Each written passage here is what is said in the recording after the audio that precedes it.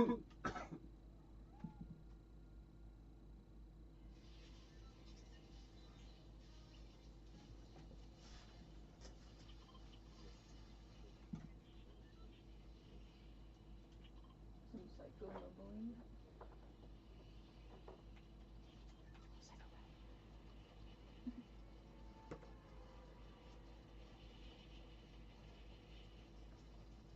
The lucky shot.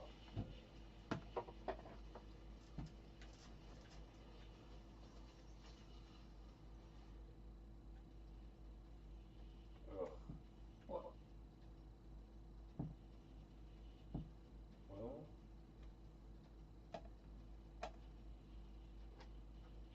some people say they ship quickly, other people say the shipping is slow.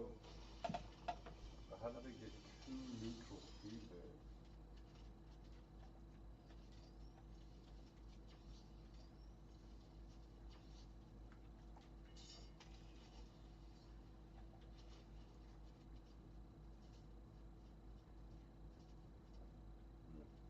One person did not like theirs.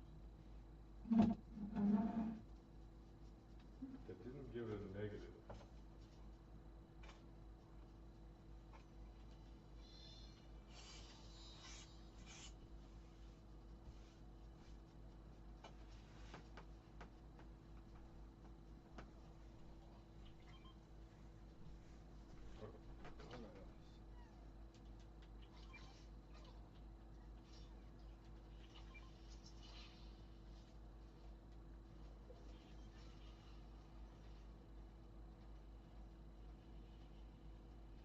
Plain from Turkey. Third, that's treated to a chocolate soda. Here's my niece. Goodbye now. Good night, Doctor. Good night, Doctor. Oh, no, not that. The whole club.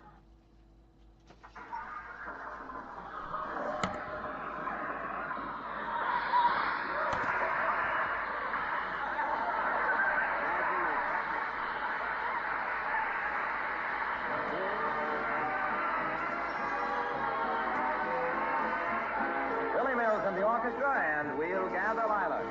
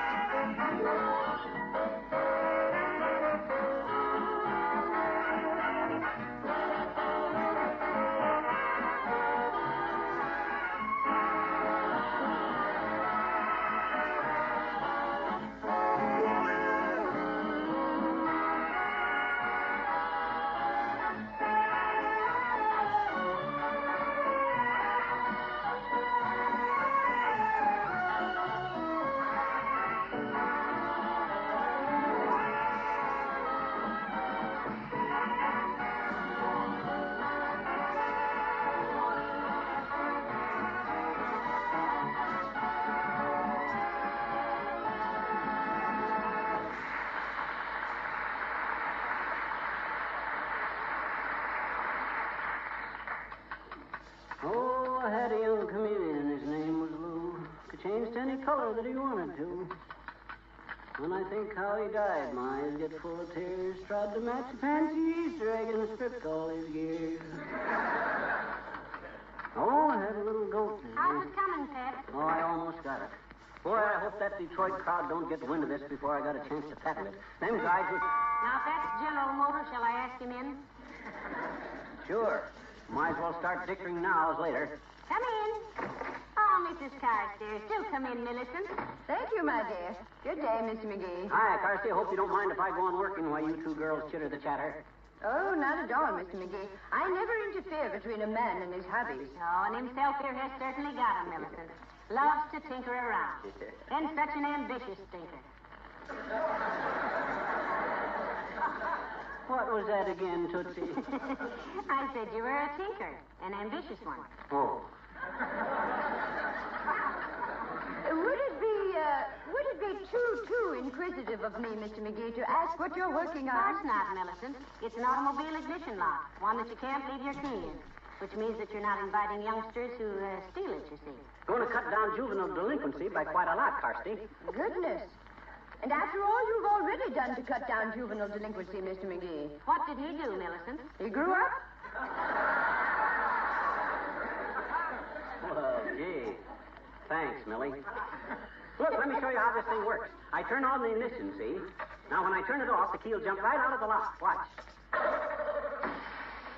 Good shot, McGee, right through the window. Do you plan on selling a bulletproof vest with each lock, Mr. McGee? Oh, this is just a working model, Carsty. Spring is too strong. Hey, do you think your old man would be interested in throwing some dough behind this thing, Carsty? Well, I really couldn't say, Mr. McGee. But I'm sure your ignition lock will interest him. Fine. He forgot and left his keys in his car last night, and they were there all night. Heavenly days, Millicent. Was his car stolen? No, fortunately, he forgot and stayed in the car all night himself. Well, good day, my dear. And Mr. McGee?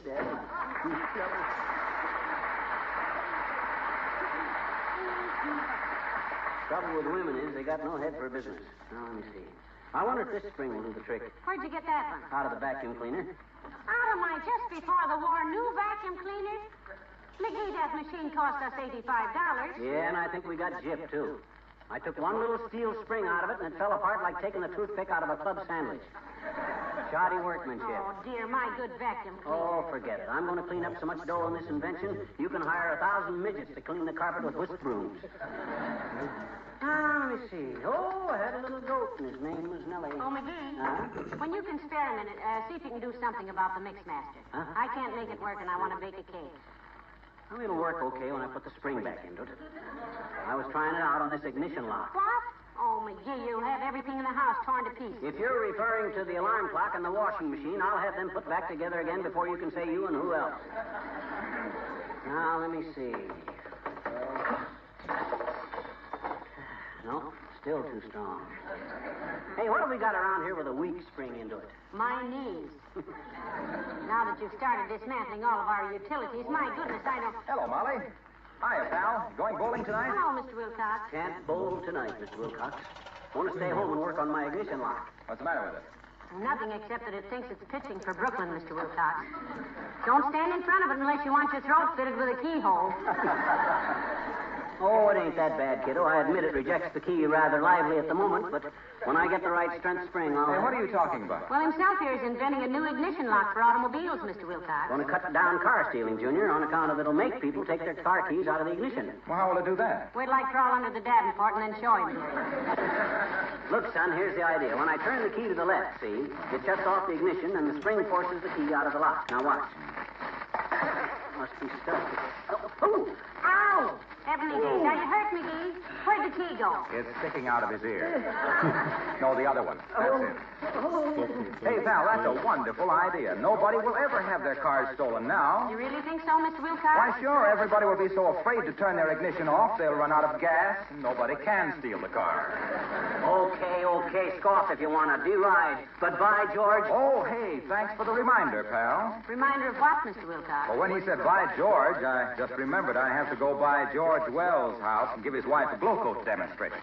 Yeah, but about this ignition lock, Junior, I figured that... Incredible as it may seem, Mrs. Wells is still using the old-fashioned scrub methods on her kitchen linoleum. If I can get the proper spring, you can readily see... It's hard to imagine any housewife in this day and age not knowing about Johnson's self-polishing glow coat. Because a high percentage of car thefts are caused by leaving keys in the ignition. It's a sure thing. With all this advertising we've done and everything about how glow coat shines as it dries, protects and preserves new linoleum, and brings old and faded linoleum back to life again, why, gee whiz. Just an invitation for youngsters to go steal cars. And when that happens... Pour a little out, spread it around, let it dry for 20 minutes or less, and there it is. A gleaming, protective coating that sneers at dust and dirt and dampness. Still things wipe right up and... Get the right strength of the spring, and that's all there is to it. What do you think, Waxy? About what, pal? About what? About what I've been... Just skip it, the both of you. Neither one of you's heard a word the other one has said. Have a slug of tea, Mr. Wilcox? No, thanks, Molly. I've got to be going. And incidentally, how long have we been acquainted? Starting the 12th year next week, Waxy. Why, Mr. Wilcox? Well, I just wonder, don't you think you know me well enough now, Molly, to call me Harlow? Oh, well, my goodness, it seems sort of, if you really want me to, Harlow. That's it. Great. Well, good luck with that thing, pal. Thanks, Junior. Good night, Mr. Wilcox. Hey, Waxy must be slipping. He didn't say anything about Gloco. Yes, he did, dearie. But you were too busy with your own sales pitch to hear him. By the way, where are you getting all the car keys that you've been shooting around? I stopped at a locksmith downtown and got a handful of them. But it's the spring that worries me. Got to be just the right tension onto the spring. Now, what could I take a spring out of that would... Well, I can think of 6 things you can put the springs back into. Huh? The vacuum cleaner, the mix master, the alarm clock, the washing machine, the toaster, and the phonograph. And none of them worked. I got to get another spring. Get your hat and coat, Molly. Let's go down to that new fix-it shop on the corner of 14th and Oak and see if I can't get it. Come in. Hello, kids. Oh, hello there, old-timer. Have a chair. Can't stay but a minute, daughter. Hey, what are you doing there, Johnny? Working on an invention of mine, old-timer. Hey! He says he's... Working on an invention, eh? Yep. What kind of an invention? Well, it's a... Hey! He started to say it's... Oh, new kind of ignition lock, eh? Good for you, Johnny. Yes, you see, he expects... He Hey! said I expected... Well, I should think it would, Johnny. Ought to be a terrific demand for 'em. Ought to sell like hotcakes. Ought to be standard equipment. Ought to be a law that every motorist has to have one. Ought to be a... Hey, what are they good for, anyway? They stop people from leaving the keys in their car. I call it the McGee Protecto Rejecto Ignition Lock. And it's going to make me so much dough, I'll be sending telegrams without even counting.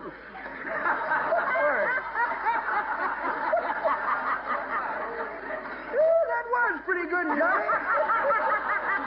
But that ain't the way I heard it. Oh, dear. The way I heard it, one feller says to t'other feller, he says, I hear where Russia's making it kind of tough for them foreign correspondents. Yeah? Yep, says t'other feller, looks like they're cutting off their news to spite their fuss. Well, see you later, kid.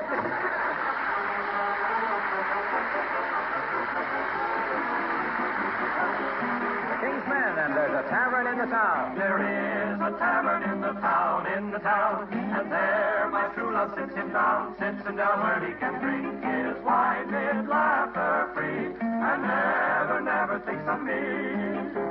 He left me for a damsel dark. On Tuesday night they always spark, and now my love, who once was true to me, takes that dark damsel on his knee. Fare thee well, for I must leave thee. Do not let the parting grieve thee. Just remember that the best of friends must part. Adieu, adieu, my friend, adieu. I can no longer stay with you. I'll hang my harp on a weeping willow tree, and may the world go well with thee. She turned away and said no more, but but entered through the tavern door. and from within there came loud voices, angry shouts, and then a pistol shot rang out. I saw her through the open door. She held a smoking 44. And at her feet her lover fell down dead. And here's the very word she said, quote, fare thee well, for you must leave me nevermore. Will you deceive me? If you can't be true to me, then we must part. Adieu, my love, adieu, yes, adieu. I can no longer stay with you.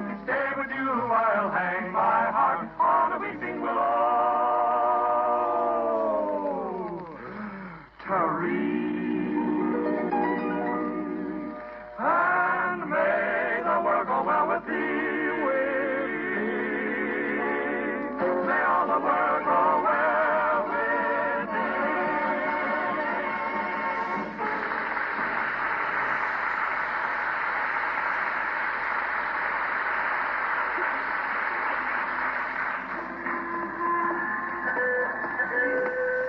Well, let's get on with your spring song, Mendelssohn. Okay. And where did you say you could find one? In that new fix-it shop around the corner. They seem to have everything.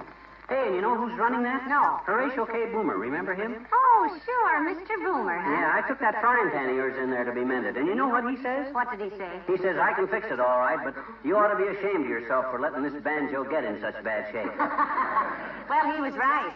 All I could ever play on it was Home on the Range. But maybe... Oh, here comes Mayor Latrivia. Yoo-hoo! Hello there, Mr. Mayor. Good afternoon, Mrs. McGee. Hello, McGee. Hi, Politico. What are you doing out in the hot sun when everything is so shady in the city hall?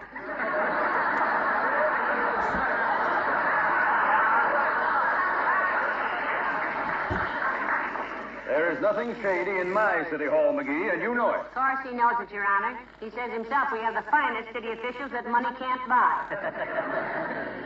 Just kidding, Latriv, just kidding. You out for a walk? No, I just came from addressing a meeting of the National Boys Clubs, McGee. Oh. It's their 40th anniversary this week, and if there were more of them, juvenile delinquency wouldn't be so much of a problem. You ain't going to have much of a problem with it from now on anyway, Bud. McGee's got an invention that's going to cut down car stealing, Mr. Mayor. You betcha. The McGee Perfecto Rejecto Ignition Lock. Oh, I said it. You turn off the ignition and the key jumps out of the lock into your hand. Splendid idea, McGee, splendid. Tell me all about it. Well, in the first place... Sometime. I've got to get over to the University Club right now. I have 10 tickets on a raffle they're holding. Isn't that nice? Oh. Yes, I think every man ought to have a rifle. A raffle, Mrs. McGee. Yeah, what caliber is it? It isn't any caliber. They are raffling off a wristwatch. Have your choice, do you, Mr. Mayor? Take my advice and skip the wristwatch, Latriv. A rifle will give you a lot more pleasure. Now, just a minute. I evidently did not make myself understood. My club is holding a raffle for a wristwatch. Is that clear? Certainly, though a wristwatch for a rifle would be much better exchange. Yeah. I'd like to see it when you get it, Latriv, if you win, of course. Be glad to show it to you, McGee. I'll be wearing it. Wearing it? Strapped over your shoulder, you mean? Certainly not. On my wrist. Oh, now that's pretty silly for a grown man. I can understand wearing a pistol on your hip, but a rifle on your wrist would... Please.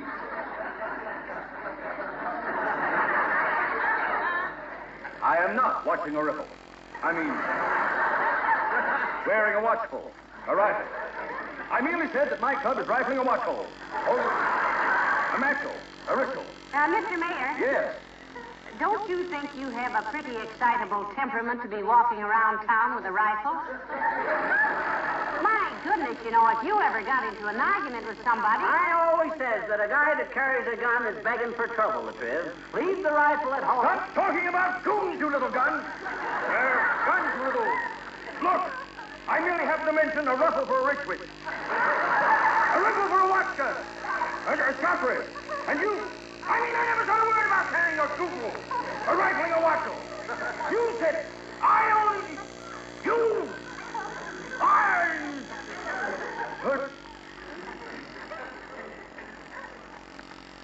McGee?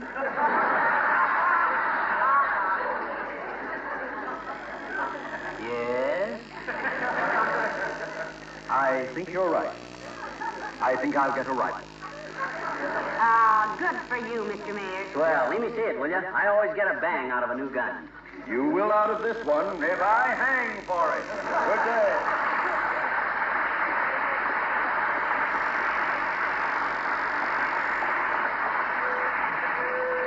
You know, I'm surprised he's such a successful politician. The way he goes around picking arguments with people. Hey, what time is it? About 1:30. Oh, my gosh, I got to get to that fix-it shop before they close. Come on. Oh, here we are, right here.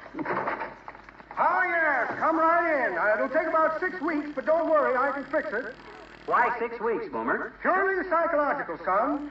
Anybody that can wait 6 weeks can wait a year, and don't think they won't. Heavenly days. Look at the old printing press. Oh, yeah. Looks like you've been printing dollar bills on that machine, Mr. Boomer. Just stage money, madam. Just stage money. Looks pretty legitimate to me, Bud. Mighty glad to hear you say that, my boy. As soon as it dries, I'm going across town and buy a little theater. Yes, indeed. Now then, what was it you said you wanted? I'm working on a new invention, Boomer. I need a spring. Spring, eh? Ah, yes. We have a plentiful supply, my boy. Fine. Let me see now. Where did I put those springs? Saw them right here a few minutes ago. Or was that Thursday? Well, the spring he needs is one about this long. Now, don't tell me, madam. Takes all the fun out of it. Now, let me see. Here's an interesting little item, friends. antique cuckoo clock.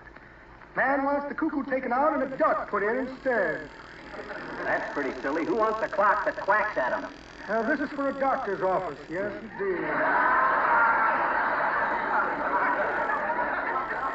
Now then, what was it you wanted, folks? A small spring about this long. And about this wide. Not too strong and not too weak. How about this one right here? Oh, that's it, Bud. That's perfect. Just what I wanted. Can I get a few more? Many as you want, friend. How many have you got? Millions of them. Got a carload. Picked them up at a bankruptcy sale just last week. Oh, this is wonderful. Who'd you get them from in case I need more? Don't know his name. Sort of an inventor. Oh, yeah. Went broke trying to promote an ignition switch that would push the car key out when you shut off the motor. Pardon me, madam. I think your father is ill.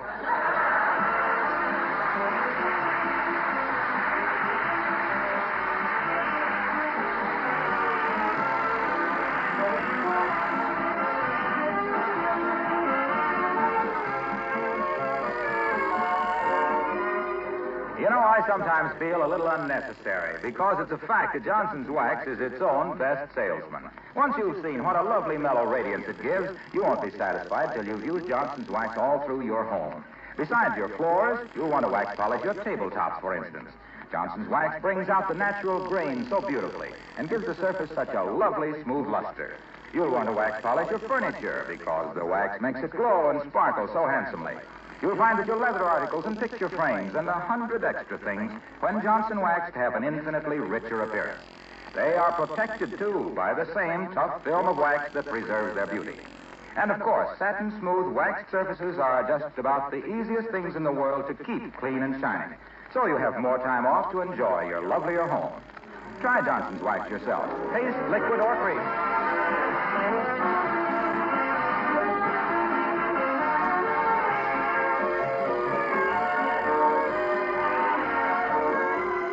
Haven't you got my vacuum cleaner back together yet? I'll have it finished in a jiffy, kid. There we are. Plug it in and I'll try it. All right. Okay, turn it on.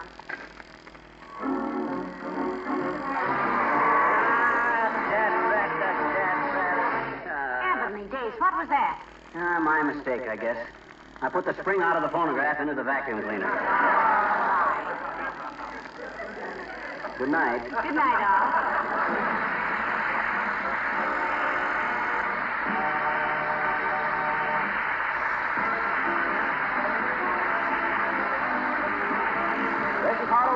Speaking for the makers of Johnson's Wax products for home and industry, inviting you to be with us again next Tuesday night. Good night. This is NBC, the National Broadcasting Company.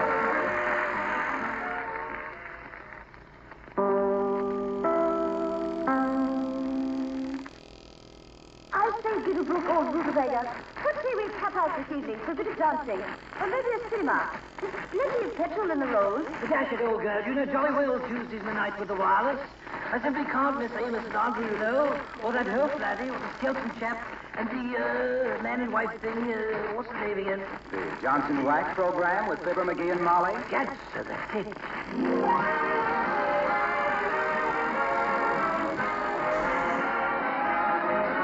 The makers of Johnson's Wax products for home and industry present Fibber McGee and Molly with Bill Thompson, Gail Gordon, Arthur Q. Bryan, Lee Benaderet, and me, Harlow Wilcox.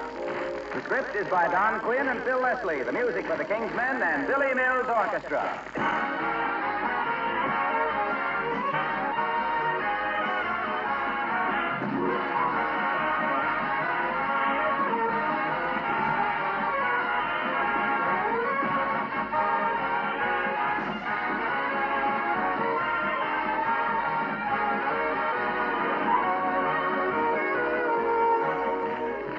About this time of year, you can be very thankful if you've been using the wax method of housekeeping. If you have, then you don't get the jitters over this spring house cleaning business. You can take that job in your stride because your floors, furniture, woodwork, and many other surfaces probably just need a touching up with Johnson's Wax. This famous wax polish is more than just a product. It's a method of protective housekeeping. When you wax your things regularly throughout the year, you accomplish three important things. First, your home is more beautiful. It has that mellow, wax-polished radiance that is so much admired. Second, your floors, furniture, woodwork, and accessories are protected against wear, dirt, and moisture by the tough film of Johnson's Wax. And third, you save hours and hours of work, both in your daily and weekly housework. And in these days of spring house cleaning, believe me, it will pay you to adopt the modern wax method of housekeeping with genuine Johnson's Wax, paste, liquid, or cream.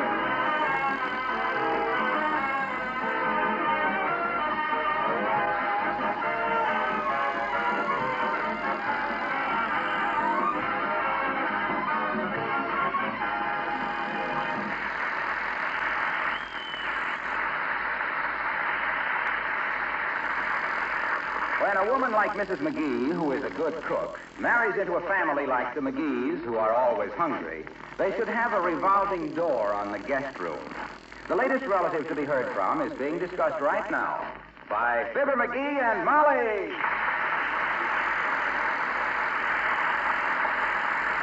Imagine seeing old cousin Salvador again after all these years, Molly. Yes, and him a famous artist. Must have been 15 years since he was here last. And if I remember correctly, he put away enough groceries at that time to last him 20. You know he's 5 years early? That's certain. Well, a guy as hungry as him was bound to be either a poet or a painter. I hope he brings me some of his pictures with him. I'd like to buy a couple just as an investment. You mean like if you'd have bought a few Rembrandts 300 years ago, you'd make a neat profit on them today, old man? Well, anyway, I hope Cousin Salvador remembers how interested I was in his career. I always said he'd make good someday with his painting, didn't I? Well, I don't remember you saying that, McGee, but I do know how you tried to help him along. Certainly. Every time he mentioned painting, you'd give him the brush. Imagine our own cousin, a famous artist. I hardly remember him, McGee. Did he look like an artist? What do you mean, did he look like an artist? Well, did he wear his hair long? No. Only about 25 years, and then it all fell out. I see. Did his telegram say what time he'd arrive? No, but it'll probably be around dinner time. Mm-hmm.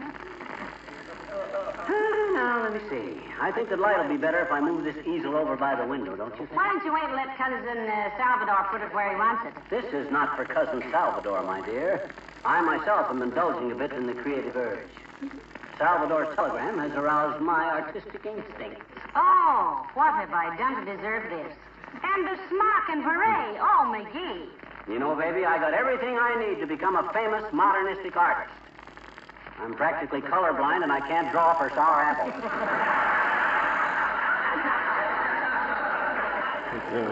You know, it's too bad Cousin Mervyn isn't coming, or you could paint some still life.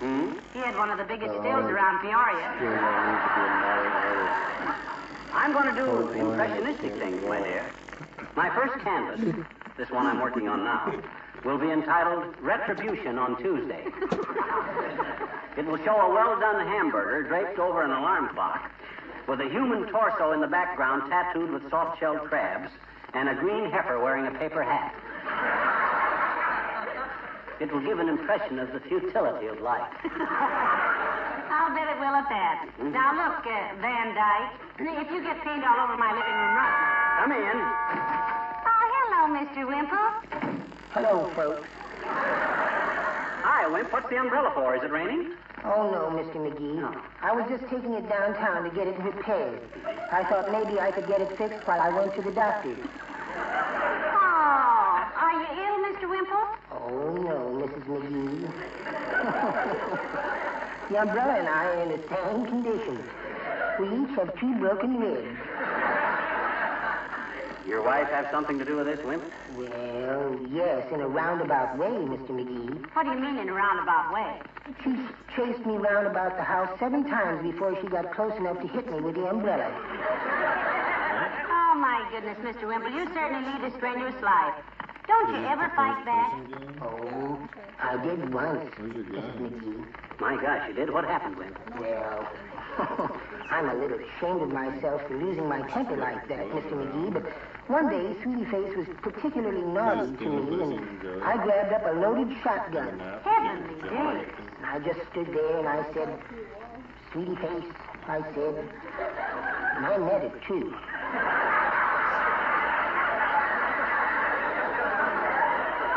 Sweetie Face, I said, You take one step toward me, and I'll let you have it. Yes. So she did. She took one step toward me, and I let her have it. I didn't want it anymore anyway.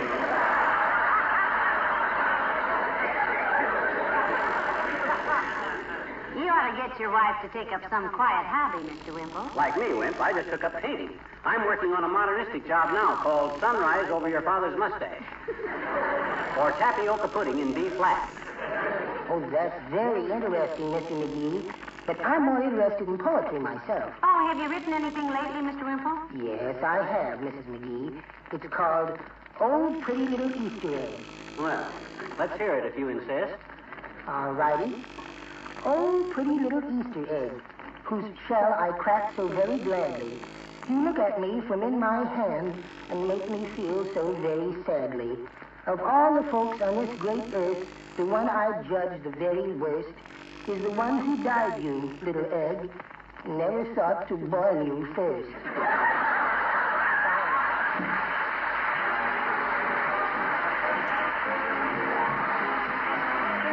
Billy Mills and the orchestra and Beyond.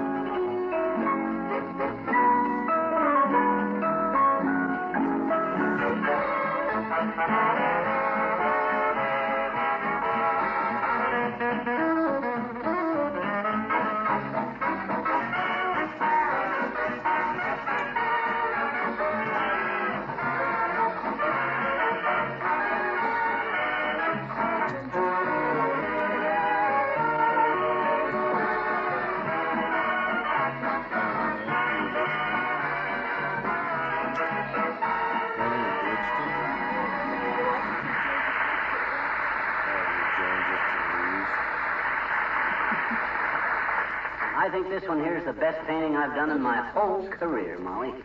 And considering that your career just started about an hour ago and you've done 7, that's really something. Yeah. I sure wish it would get dark, though. Why? So we could see the northern lights. All artists have got to have a northern light to work by, you know. No, that's just a north light here. It is? Well, I'm sure glad to hear that. Them northern lights flicker like anything. What's the name of this current masterpiece you're working on? This? This I'm calling 2 railroad tickets in love with a pile of lint. Notice how the blue tones modulate into this dirty gray color? Don't it give you a far-off feeling of emancipation and stupidity? Yes, it does. As a matter of fact... But that is one of the tradesmen, my dear. Bid the fellow be off. Coil up your lasso, Picasso, and get down off your high horse. Okay. Come in. Oh, hello, Dr. Gamble. Hello, Molly. And what are you up to, underslung? So what's that on your head, an ice bag? That, my dear doctor, is a beret. You will forgive me, I trust, if I pursue my artistic endeavors while you and my good woman indulge in the local gossip. One must take advantage of the fleeting light, you know. That's all. I can't take it this week. So long, Molly. But, Doctor,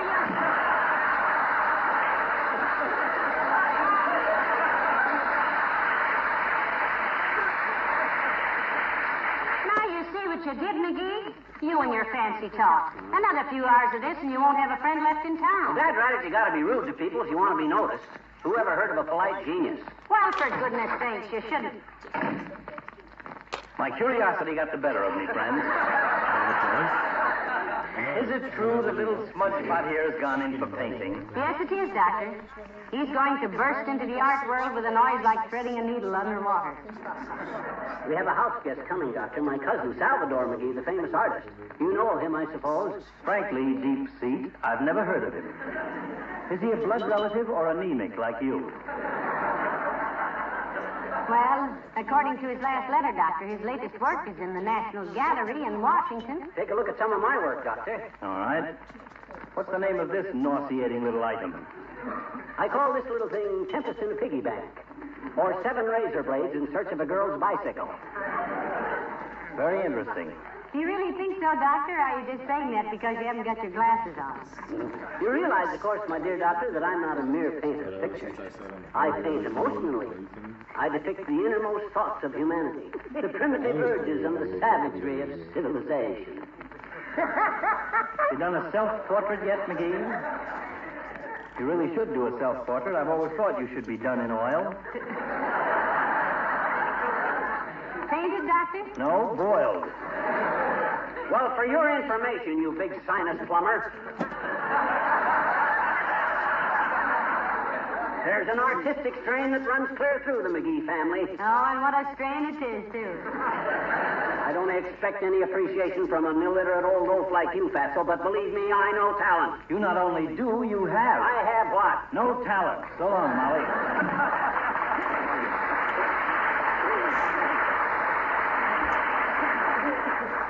I'm afraid the doctor has a low opinion of your efforts, McGee. Well, what'd you expect? You ever notice that corny picture he's got in his office? It's a cowboy on a ratty-looking old horse holding a rusty rifle. Why, darling, that is a genuine Remington. That rifle? No, the artist. You mean little Benny Remington that runs the shoe shine parlor down on Oak Street? Why, that guy couldn't paint. Come in. Well, for goodness sakes, Mrs. Carstairs and Mr. Wilcox. Glad you dropped in, friends. My friends are always welcome in my studio. Do sit down. Thank you. We can chat while I work. We just met Doc Gamble, pal. He said you had a bad case of painter's colic, so we thought we'd drop in and see how you were. Oh, he was just being sarcastic, I guess, Mr. Wilcox. That is rather a strange bit of work you have in hand there, Mr. McGee. May I ask what you call it? I see you have a true eye for the best things. This is a dream impression of unreality with tragic undertones of elementary depravity. And it doesn't hurt a bit. I call it ragamuffins at high noon. Or passion's plaything with outboard motor. I say, Wilcox, old fellow, hand me that tube of paint there, will you? That's a good chap. Hey, this isn't paint. Toothpaste. I know. I'm just starting a new canvas called Delirium with Miriam's Irium.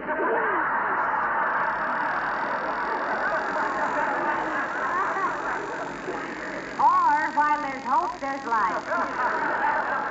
You know, Mr. McGee, this is all very reminiscent of the time I spent in Paris in 1933.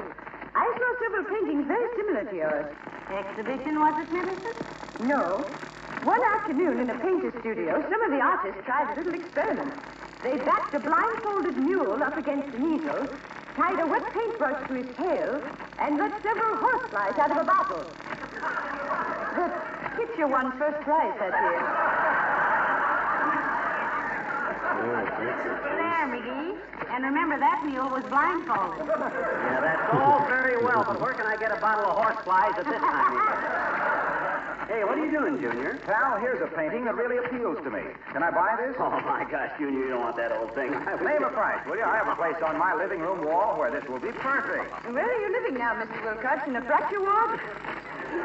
That one is pretty badly wrinkled, Mr. Wilcox. Why don't you select one? No, I want this one. I can just see it framed in a mahogany and gold frame. You know what I'll put on the frame? I think I can make a pretty good... Johnson's wax, naturally. Anybody who appreciates good things wants to see them get the best possible protection against dust and dirt and dampness. Yeah, but that one you... Whiz, Johnson's wax is the standard household protector for picture frames, woodwork, floors, furniture, enamel surfaces, and leather goods. Yeah, but what that because it seals surface floors against penetration of dust and dampness. Yeah, that thing you... And gives a sparkle to your home. A sparkle that's like hospitality spelled out in rhinestone. How much, pal? Name your price. Shall I leave while you gentlemen haggle? Oh, no, don't go, Millicent. This is McGee's first sale, and he promised me whatever he got for it. Gee whiz, Waxy, I don't want to see you do that. Oh, come on. $25. No, 40, 50, $75. Junior, I'm going to keep this friendly. I want you to have that painting, and for you, it's just $5. Oh, no, I couldn't take it back. $5 or no sale, Buster. Okay, here you are, and thanks ever so much. I want you to see it after I have it framed. By the way, what's the name of it? Oh, I call that splitting an atom at Eve. Take good care of it. Oh, I will, believe me. Can I drop you off at home, Mrs. Carstairs? Oh, please do, Mr. Wilcox. I must get back and write Boris Karloff a letter. Goodness sakes, Boris Karloff. Is he a friend of yours, Millicent? No, I merely want to say, so you think you make horror pictures. Good day, my dear, and Mr. McGee. Good day, friend.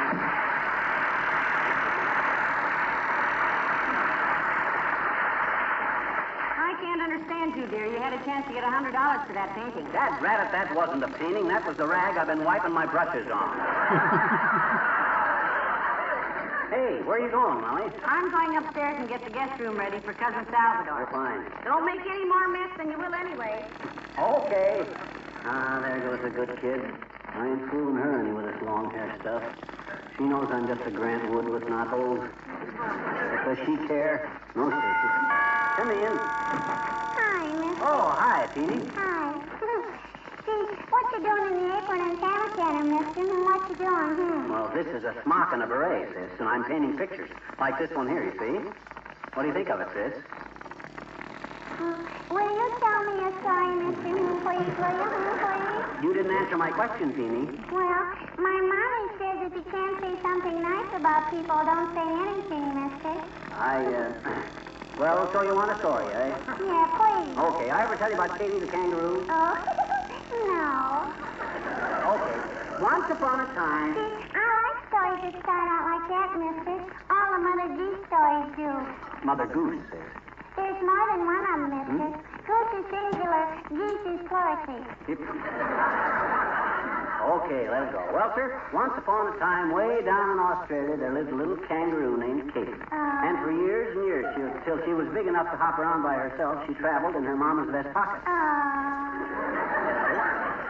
And one day, as she was sitting there on her front couch...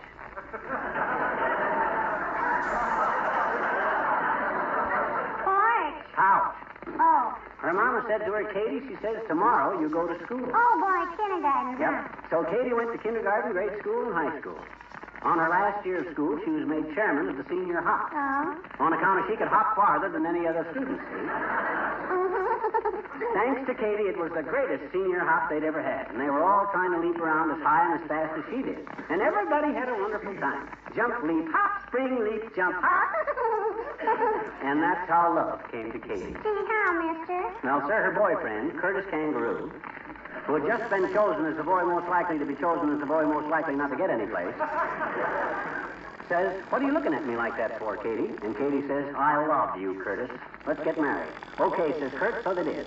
And all because that senior hop had reminded Katie of something. And you know what that was? Sure, I do, I bet you. What? It was a leap year. Oh, sure. Thanks anyway, mister.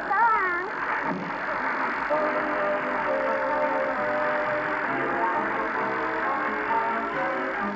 The King's Men sing The Blue Tails Fly.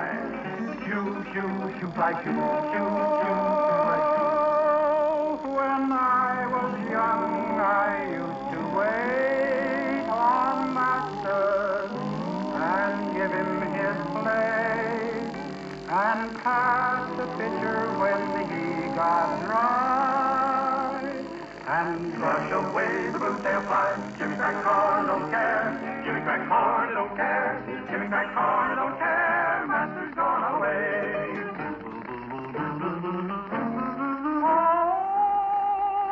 One day he rolled around the farm. The flies so numerous they did swarm.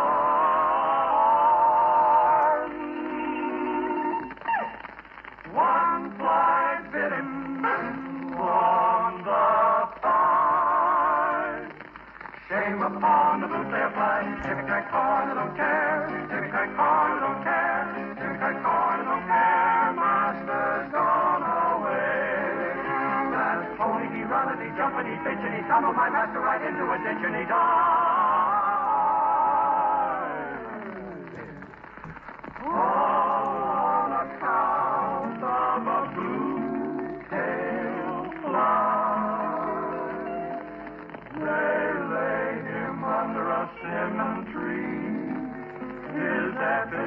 laugh is there to see. Neath this stone I'm forced to lie. Victim of the blue-tailed fly. Jimmy Crack Corner don't care. Jimmy Crack Corner don't care. Jimmy Crack Corner don't care. Master's gone away. Jimmy Crack Corner don't care. Jimmy Crack Corner don't care. Jimmy Crack Corner don't care. Master's gone away.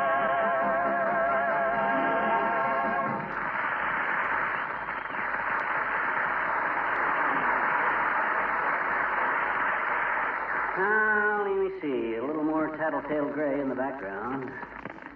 Dash of taxicab yellow. That's quite a painting you're working on there, McGee. Oh, this is the best one yet. It's a fantasy of social insecurity as the forces of nature meet the challenge of television. What's the significance of the mustache cup in the lower left there? This? That ain't a mustache cup. That's an allegorical figure. That's Nincompoopi, the goddess of heavyweight wrestling. Dear, I'm afraid I'll just never understand modernistic painting, dear. Anytime anybody does, all us artists will be looking for work. Now, let me see. Come in. Oh, hello, Mayor Latrivia. How do you do, Molly? Hello there, Oh, pardon me, madam. I thought you were Mr. McGee. Don't let the smock and the beret fool you, Latrivia. I just wear these to keep the paint out of my eyes, clothes, and hair. With little or no success, you might add. Well, I didn't know you were an artist, McGee. Is this some of your work? Yes, it is, Mr. Mayor. You like it? No. No, that's because you don't understand modern art, Your Honor. And if you'll move over, I'll join you. You're accustomed to old-fashioned art, Latrivia. Sunsets and stuff, kitchen counters, 3 kittens in a basket. Photographic. You got to learn to appreciate modern painting emotionally. What brought on this burst of self-expression, McGee? Well, his cousin Salvador McGee is coming today for a visit, Your Honor. He's a well-known painter back east. Made a lot of money at it, too. Anytime you want him and me to do any mural painting at the City Hall, Latrivia, just speak up. You mean mural painting, McGee? What'd I say? You said Muriel. That's the girl's name. Why should you want us to paint her on the wall at the City Hall? Who is she, anyway? Who is who? Muriel, the girl you want McGee to paint on the wall. I don't want anything of the kind. I didn't suggest any such thing. Oh, don't be so cagey, boy. We won't hold you up. Wait till you see a rough sketch before you say yes or no. You got a snapshot of her with you? Now, look, McGee. Is she a blonde or brunette, Your Honor? The reason she asked is I paint brunettes cheaper. Mixing the color for a blonde or a redhead. I tell you, she is not a blonde head. A wall type. This whole thing is your idea. I don't even know anybody named Muriel, except an elderly aunt of mine. Is that clear? Personally, I think it's mighty sweet of you to want your aunt's portrait in the City Hall, Mr. Mayor. The way I'll do it, Latriv, is this. I'll make a preliminary sketch, you see. Then we'll find out where in the City Hall would be the best place to hang Muriel. I tell you, I don't want any Muriel. A mural. If my aunt was... Look, anytime the city aunt, a mural hall, I mean the Superior, paint a mill, you said that I wanted a mural. A picture pointed. Portrait pitch. Pitch. You were the... It was...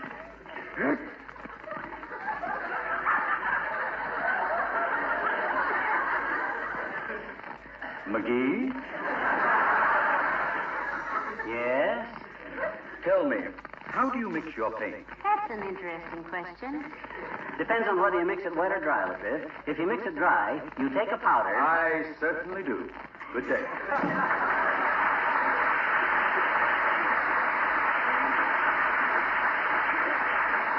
Boy, oh boy, I sure wish he'd shown me that snapshot of Muriel before he left. I'd have painted her picture and give it to him for Christmas. He's just shy, I guess. And if she's his aunt, what's the matter? You see anything in my palette? You mean my breadboard that you were mixing all that paint on? You laid it on the chair when the mayor came in. Which chair? The one you're sitting in, I think. That's what I think. Well, aren't you going to get up? There's no hurry now. I can't get any more paint. Come in. Hi, too. Is this McGee's residence? Cousin Salvador. Hi, boy. Come on in. Oh, my goodness. It's good to see you again, Cousin Salvador. Thanks. Well, gee, who's doing all the painting? Me, Salvi. How do you like 'em? Well, don't ask me, Cousin Fibber. I wouldn't know. Oh, go on with you. And you with all your paintings at the National Gallery in Washington that you wrote us about. Well, not my painting, Molly. My painting. Oh, just one, you mean? Yep. But it's the biggest job I ever did. Yeah. I did the whole interior in white, 2 coats of white enamel, trimmed all the windows in moss green, Why, next month I got another job doing a brewery, and they told me... Oh, this is new.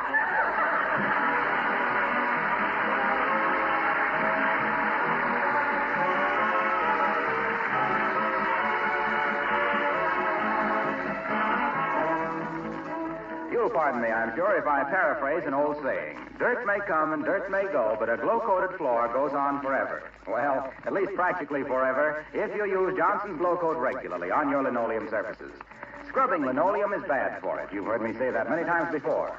Linoleum manufacturers themselves, and housekeeping authorities too, recommend this kind of care that gives protection to the linoleum or other floor surface, adds wax-polished beauty, keeps colors fresh and new-looking. Johnson's Glow Coat is self-polishing, needs no rubbing or buffing. Therefore, you see, it saves two ways. Saves the linoleum, saves you time and work. And by the way, if you have floors of asphalt tile or rubber tile, remember that Glow Coat is the preferred polish for these floors, too.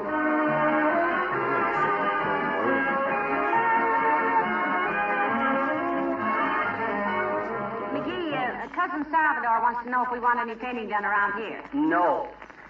He says he'll do a wonderful job. He says when he gets through with the house, you wouldn't recognize it. Yeah, I know.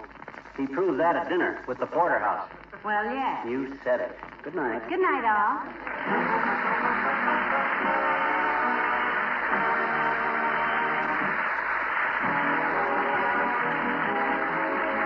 This is Harlow Wilcox, speaking for the makers of Johnson's Wax Products for home and industry, inviting you to be with us again next Tuesday night. Good night. This is NBC, the National Broadcasting Company.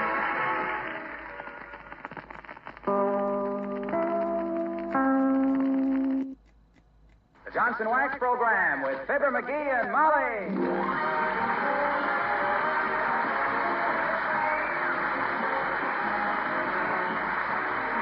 The makers of Johnson's Wax Products for home and industry present Fibber McGee and Molly with Bill Thompson, Gail Gordon, Arthur Q. Bryan, Dee Benaderet, and me, Harlow Wilcox.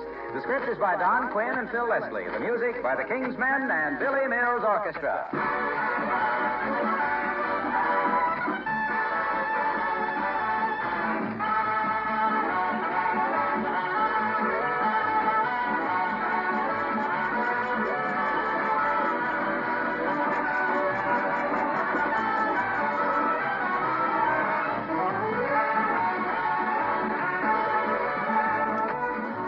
How many square miles of furniture do you suppose you've polished in a lifetime? One of our listeners writes, in my 13 years of keeping house, I must have polished miles and miles of tables.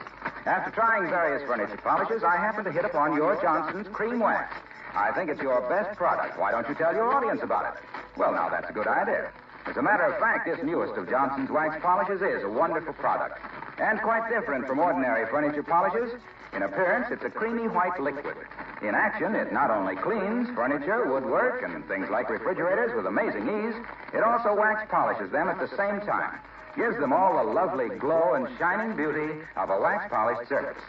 Being non-oily, Johnson's Cream Wax leaves a hard, dry, satin-smooth finish, too, which doesn't readily collect dust and dirt.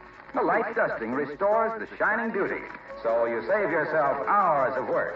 Try it, won't you? Johnson's Cream Wax.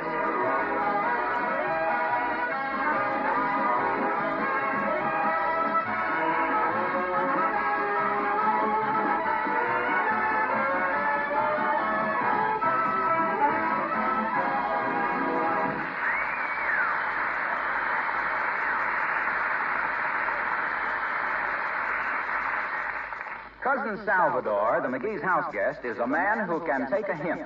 He has seen the menu dwindle from steak to chops to hamburger to hash, and he's leaving in the morning. In fact, he's packing right now, packing away a solid breakfast as we meet Fibber McGee and Molly.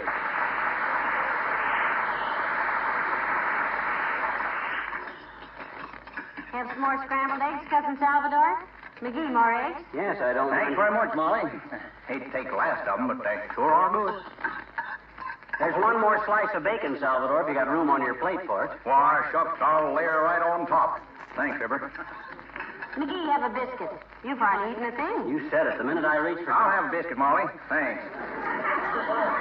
Might as well take all three of them, I reckon. They are mighty small, ain't they? Yeah, they look awful small from over here, yeah. By golly, Fibber, you sure married a good cook. Why, say, I've hit around with most of the relatives, and ain't none of them set a table like Molly does. Well, thank you, Cousin Salvador. Yeah, any more jelly? Oh, sure is. Thanks. Glass of water, Salvador? We got plenty piped right into the house. Nope, thanks. Never drink it during meals. Throws my time and all off. Do you really have to leave tomorrow morning, Cousin Salvador? You're welcome to stay as Why, Molly, of course he's got to leave. He's got a big job waiting for him out of town. Think of that, out of town. Yes, sir is. Got to paint a whole block of flats this week, Molly. Now use a special kind of paint for that. Flat paint. I got to paint our garage this summer myself, Salvi. Yep. How many coats you going to put on? Just one. If I get cold, I'll slip into a sweater. You get it, kids? He says, how many coats am I going to put on? And purposely misunderstanding, I snaps right back. Ain't funny, McGee. My gosh, and I'd figured on selling that one to Burns and Allen. Burns and Allen? Why, gosh, they painters? Well, they could be. Things are always a little brighter after they've been there. Well, folks will excuse me. I'll get on down to the basement. I'm working on something. Want to get it finished before I leave. Nice breakfast, Molly. Pass me the salt and pepper, will you, Molly? What do you want it for, dearie? That's the only thing Salvador left on the table to eat. Shall I scramble you some more eggs, dearie? No, I guess not, thanks. I was merely... You going to scramble some more eggs, Molly? No, I guess not, Cousin Salvador. McGee was just... Okay. Let me know if you do. How do you like that guy?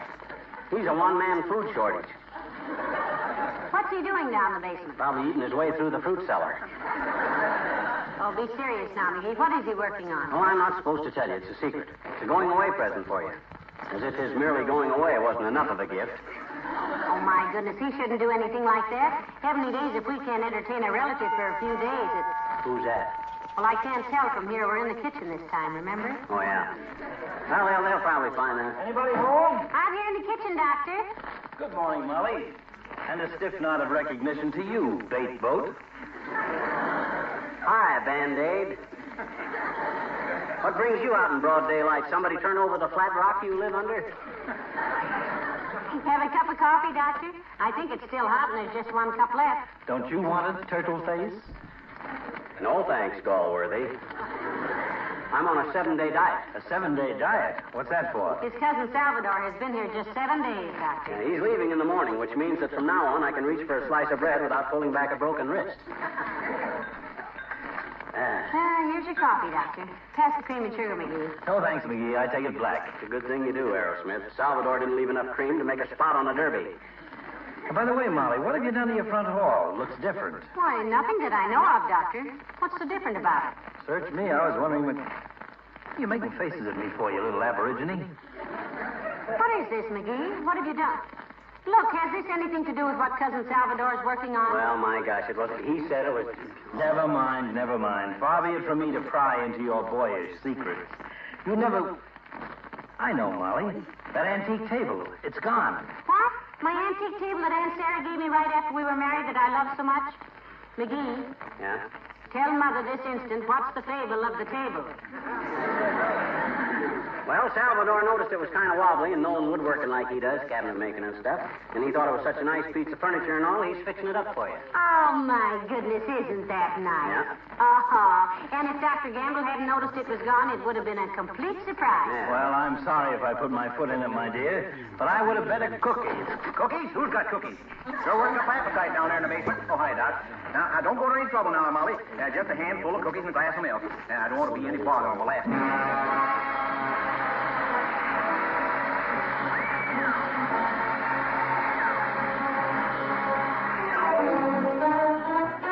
And the orchestra and the Warsaw Concerto.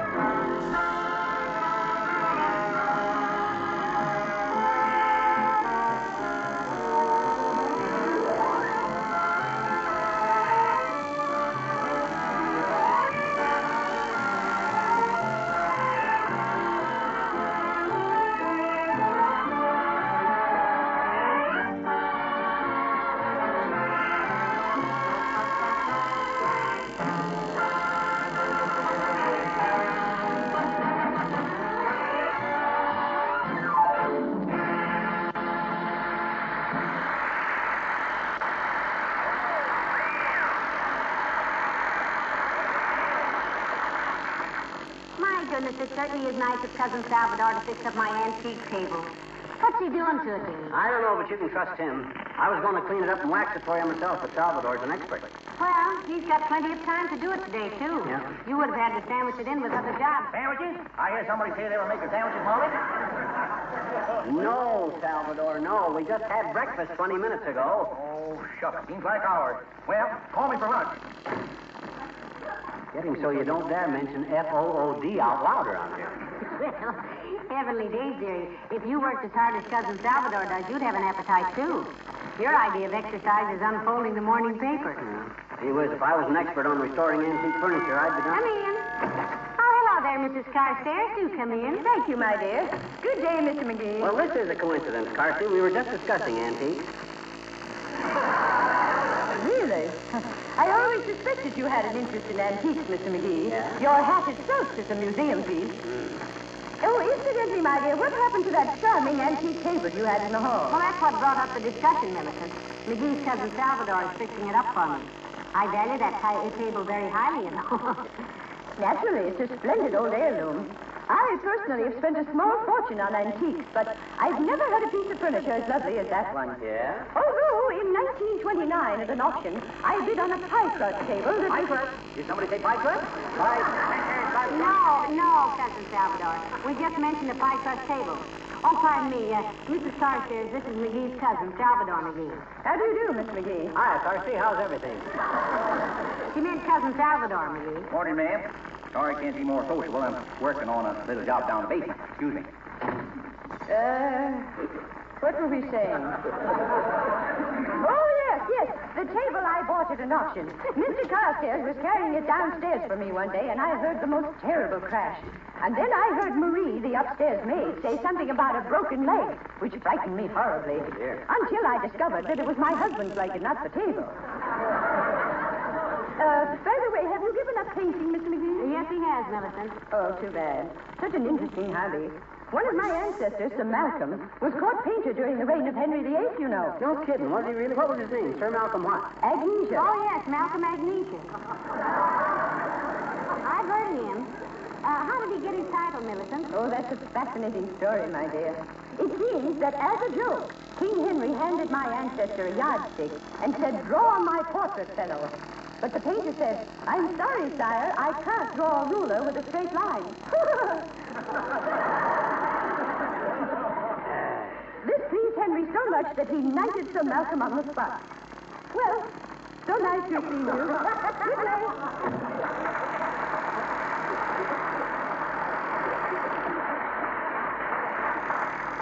Sir Malcolm Agnesia. Oh, brother.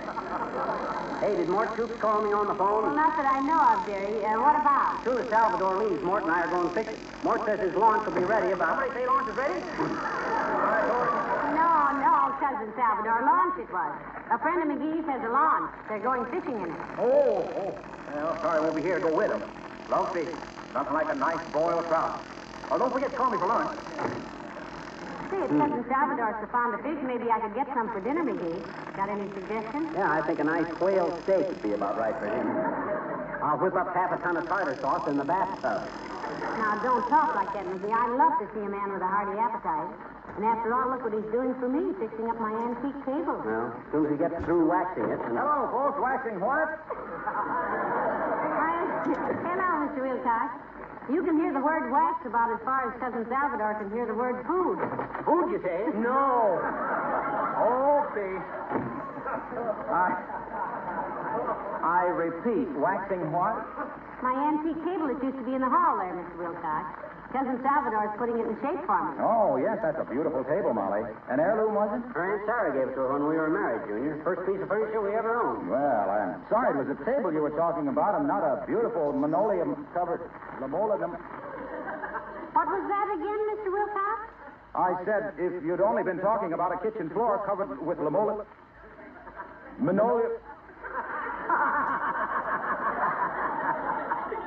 Do it some more, Waxy. That's wonderful. Now, McGee, it probably isn't funny to Mr. Wilcox. What's the matter, Mr. Wilcox? You've been using that word for years without any trouble. Gee, I don't know, Molly. I've always talked about linoleum... about kitchen floors that were covered with it, and how Johnson's self-polishing glow coat was specifically designed to protect and preserve it. Protect and preserve what? Linoleum. Manure. Oh, you know. I've always talked about how glow coat is so easy to use, how you just pour it out, spread it around, and let it dry for 20 minutes or less, and how it restores the beauty and luster to worn and faded old what, old man? floor coverings that you use Johnson's glow coat on. Oh, what's the matter with me? I can say linoleum. Linoleum? Oh, now. You're just temporarily twisted up, Mr. Wilcox. Can you say the leaf police dismisseth us? The leaf police dismisseth us. Very good, Junior. Now then, the sinking steamer sunk.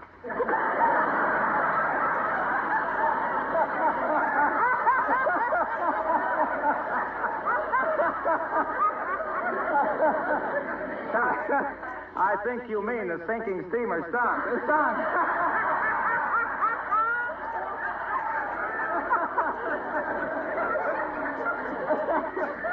Fine. Now say English mustard. English mustard? Is that a tongue twister? Did you ever eat any? Oh, folks, this is silly. Look, don't say anything to Racine about this, will you? Gee, if I can't even pronounce what they recommend their product for... What do they recommend glow coat for, Junior? Linoleum. Linoleum. Oh, this is terrible. I'm ruined.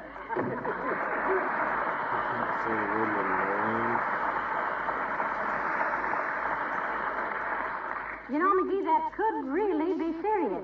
You're telling me, kiddo. I had to give up a swell job selling encyclopedias for the same reason. I never could pronounce encyclopedia. Yeah, but just think, it's Mr. Wilcox's livelihood. If he can't tell people what it is that Johnson's glow coat protects and preserves, why... Preserve? Guy, full collar.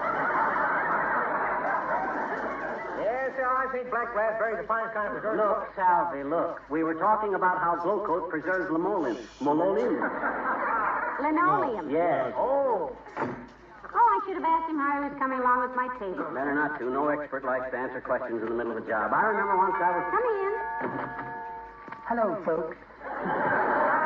Oh, hi, Wimp, old man. Well, have a chair, Mr. Wimple. Oh, no, thank you ever so much, Mrs. McGee. I can't stay but a teeny minute. And I hope you won't think me rude if I keep my hat on. Oh, that's okay, Wimp. Got a bandage on your head or something? Oh, no, Mr. McGee. I'm just sensitive about being bald. Bald? Why, Mr. Wimple, you're not bald. You've got lots of hair. Not since this morning, Mrs. McGee. Sweetie Face, that's my big old wife. Sweetie Face tried an experiment, and all my hair came out.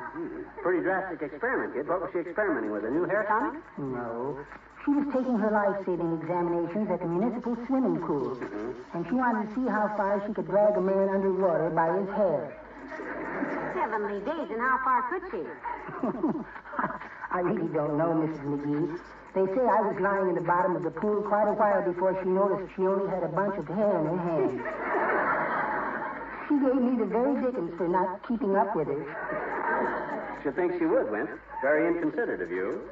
How long before they brought you to, Mr. Wimple? Oh, they brought me 3 in less than 5 minutes. 2 Boy Scouts and a fireman. Then just as I was breathing again, somebody said, "Throw water in his face." And Sweetie Face, who's really a quick thinker, said, "I've got a better idea. Let's throw his face in the water." And she did. You've had a strenuous day, Wimp, it seems as if. Well, that wasn't the worst of it, Mr. McGee. Sweetie Face got into an argument with a swimming instructor about whether a 100-foot dive would or would not break a man's neck. For your information, it won't. Not every time, anyway. Heavenly days, Mr. Wimple, 100-foot dive. You might have drowned. Oh, there was no danger of that, Mrs. McGee. Sweetie Face threw me into the shallow end. Wimp, I predicted one of these days Sweetie Face is going too far with you, and you're going to revolt. You're so right, Mr. McGee. When she interrupted my Spanish lesson a little while ago, I stood up on my hind feet and I read her the riot act, believe me.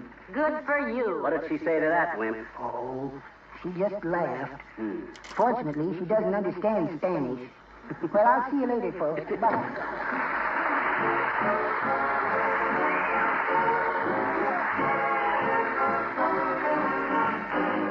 The King's Men sing Shoe Fly Pie and Apple Pan Dolly. If you want to do right by your appetite, if you're fussy about your food, take a choo-choo today on Boston Way. We'll put you in the happiest mood with Shoe Fly Pie and Apple Pan Dolly. Makes your eyes light up, your tummy say howdy. Shoe Fly Pie and Apple Pan Dolly. I never get enough of that wonderful stuff. Shoe Fly Pie and Apple Pan Dolly makes the sun come out whenever it's cloudy. Shoe Fly Pie and Apple Pan Dolly. I never get enough of that wonderful stuff. Mama, when you bake, Mama, oh, I don't want cake. Mama, for my sake, go to the oven and make some ever-loving shoe pie. Apple Dolly makes your eyes light up, your tummy say howdy. Shoe Fly Pie and Apple Pan Dolly. I never get enough of that wonderful stuff. Never get enough of that wonderful stuff. I never get enough of that Shoe Fly Apple Pan Dolly. Shoe Fly Pie.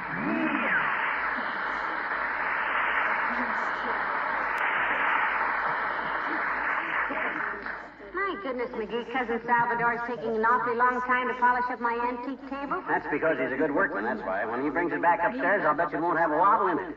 Hey, ain't it almost time for Lunch? Yes, but I've got to have some Groceries. Oh. Will you run over to the market? Yeah, pretty soon. Give me the list. Here you are. Okay. But I use my own abbreviations. Huh? Head cab is head of cabbage. Uh-huh.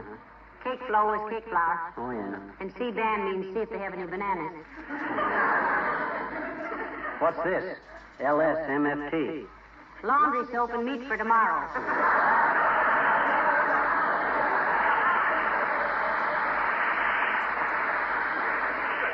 I thought maybe it was... Come in. Well, my goodness, Mayor Latrivia. Do come in, Your Honor. Thank you. Been house cleaning, folks? No, we haven't, Latriv. What gave you that idea? I noticed you'd moved some things out of the hall. That beautiful old table, for instance. Oh, that's being, well, I don't know if I should... Don't worry about it, Latriv. Hey, did I hear you were renting your apartment? No, we're not, McGee. And for a ridiculous reason. Yeah? What's that, Your Honor? Simply because we can't get no vacancy signs. For a supposedly educated guy, Latrivia, you talk awful bum grammar. Can't get no vacancy signs. Ah! Yes. Even himself here knows it should be I can't get any vacancy signs. But I don't want any vacancy signs. I want no vacancy signs. Well, if you don't want none or any, what are you beefing about?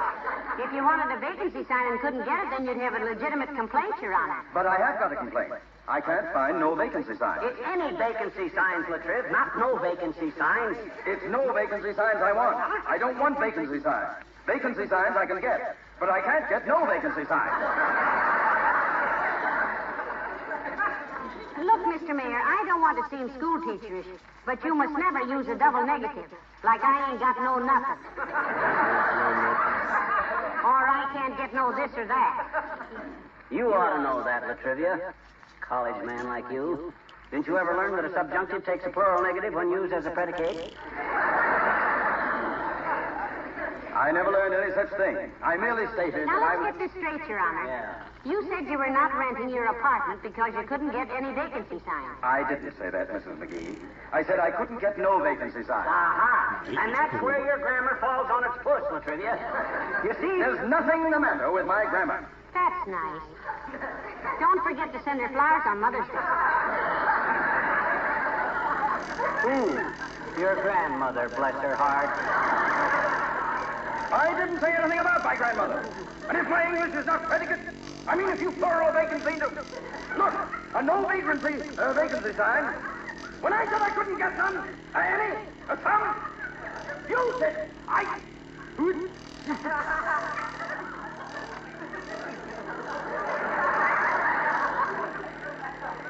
McGee? Yes? Did you ever think of studying to be a chiropractor? Why, I don't think he ever did, Your Honor. Why, yes? Well, you'd better. Huh? I don't mind having my leg pulled, but you'd, by George, be ready to put it back where it belongs. Good day.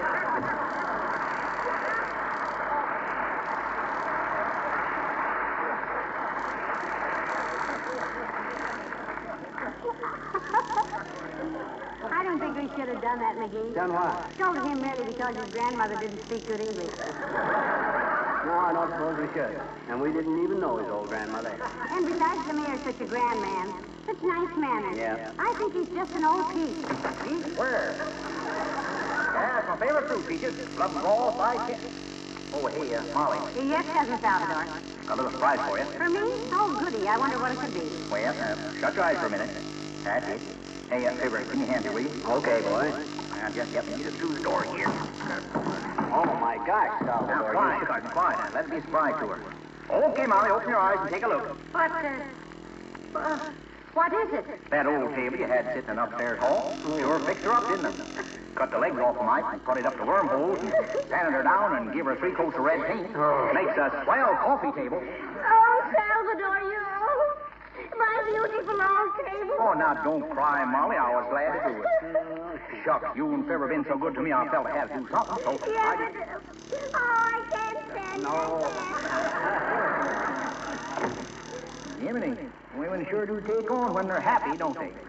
Happy? Why, you human tapeworm? Don't you realize that table was her proudest possession? That's been standing there in the front hall ever since. Wait a minute. This here's the old one out of the upstairs hall. Huh? The one from the downstairs hall here's a valuable antique. Don't you realize that? Oh, I just tightened that up and waxed it. I'll bring it up later. Say, ain't lunch ready now, Down?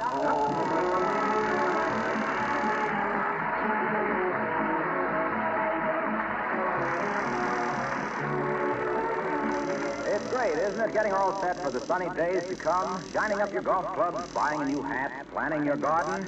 Well, that's fine, but don't forget to give a thought to the appearance of your car. Johnson's Car New and a little of your time will turn your old bus into a car you'll be proud to drive. Of course, I don't mean Car New will make it look quite like that new one you're waiting for, but it sure will give it a beautiful polish. Car New is the famous wax-fortified liquid cleaner that both cleans and polishes in one easy application. Just apply it, rubbing only hard enough to loosen the grime and road dirt. In a few minutes, Car New dries to a white powder. And when you wipe this powder off, oh, man, how that finish shines. Dirt and dullness disappear like magic, and your car looks practically new again. Better still, you won't be all tired out. There's no hard rubbing with Car New. Try it, won't you? Johnson's Car New, spelled C-A-R-N-U.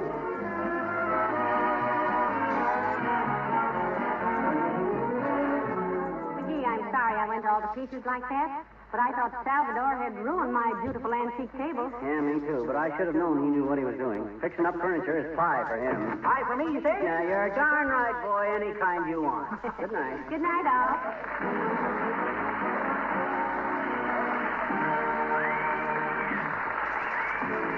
This is Harlow Wilcox, speaking for the makers of Johnson's Wax Products for home and industry, inviting you to be with us again next Tuesday night. Good night. This is NBC, the National Broadcasting Company.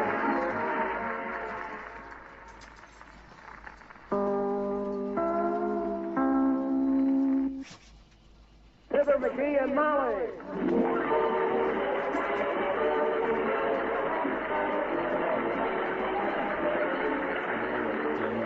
The makers of Johnson's Wax Products for home and industry present Fibber McGee and Molly with Bill Thompson, Gail Gordon, Arthur Q. Bryan, B. Benaderet, and me, Harlow Wilcox. The script is by Don Quinn and Phil Leslie, and the music by the Kingsmen and Billy Mills Orchestra.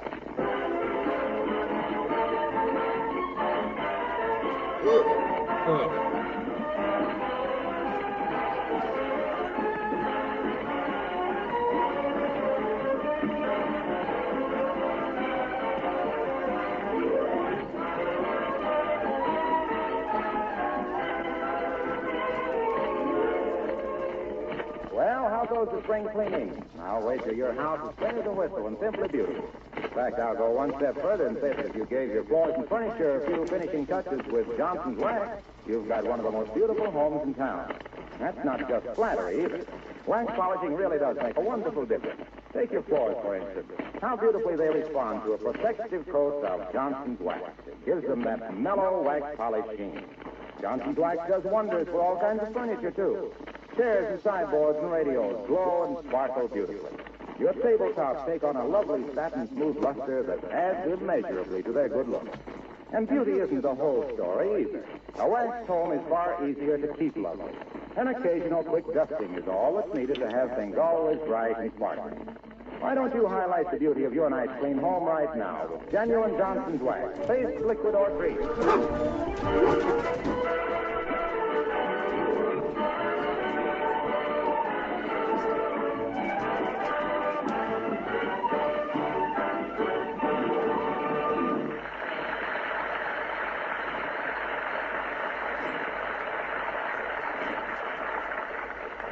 If you want to live to be 100 years old, here are a few basic rules to follow. A, never try to beat railroad trains in crossing. B, don't try to breathe underwater. C, avoid falling off tall buildings. Now, these rules should keep you in reasonable health. But if you really want to get technical about it, read the little book just brought home by Mr. McGee. Fibber McGee and Molly.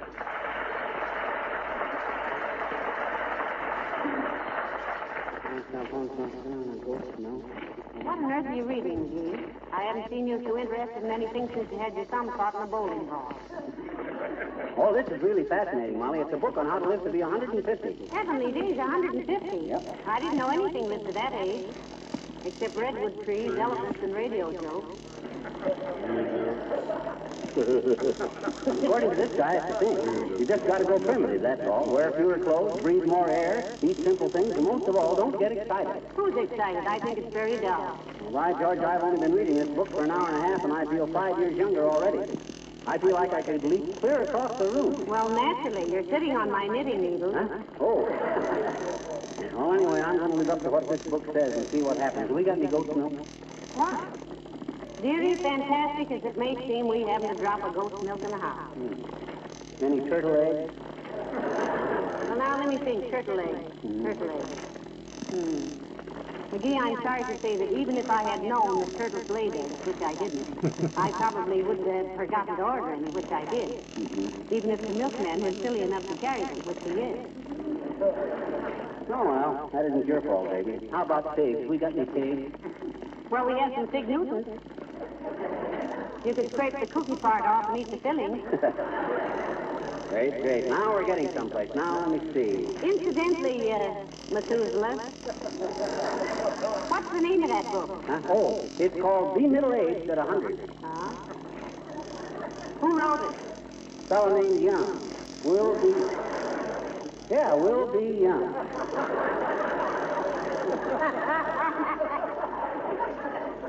Here's a picture in the front of the book. Look at that physique, will you? My. It is strong enough to fight his weight in tiger. You betcha. And stupid enough to try it. Yeah, but look at that chest expansion. He has to have pleats on his necktie. Do you think you'll ever look like that, heaven forbid? Why not? I'm muscular, but I'm just not developed yet. Now, my dear, if you'll excuse me, I must do some exercising. Such as what, said she, trying to remember where she put the liniment? Well, the book says a simple exercise for the novice is open the window wide, remove or loosen the clothing, sit on the knees, and practice holding the stomach in. Why don't you start with something even simpler? What do you mean? Try sitting on your stomach and holding your knees. No, according to the book... Put your biceps back in your arms, dearie. We've got company.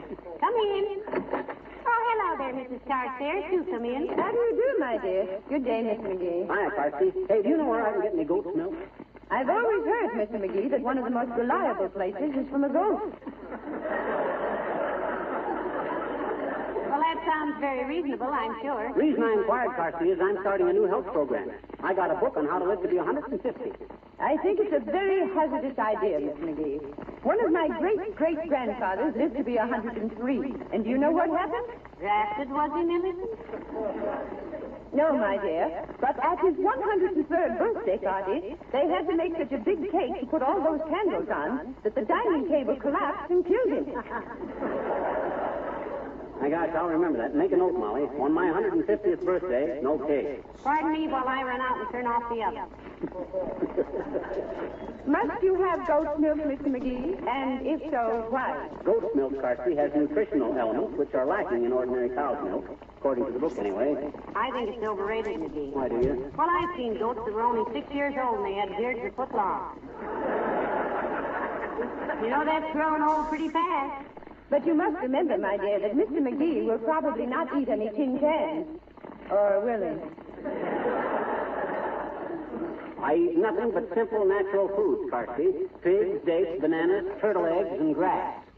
Heavenly days, grass. Certainly. Science has discovered that ordinary dried grass has got practically all the vitamins there is into it. Are you committed a dandelion or two for dessert, Mr. McGee? Bring your lawnmower over someday, Millicent, and we'll have lunch with McGee. Okay. Scoff if you want to. Be riding. But by George, 50 years from now, when you two old ladies are being pushed around in your wheelchairs, I'll be waving to you from the handball court. Well, I'm sorry, Miss McGee, if I seem skeptical of your health program. I really wish you every success with it. Well, gee, thanks, Carsky. You really think it might be good, Millicent, huh? Indeed I do, my dear. Particularly the diet of dried grass. I'm only sorry he started it too late. Too late for what? To enter you in the Kentucky Derby. My, what a thrill it would be to walk down into the winner's circle, lift up the floral horseshoe and say, why, I know that horse's neck. Well, I must be going. Good day.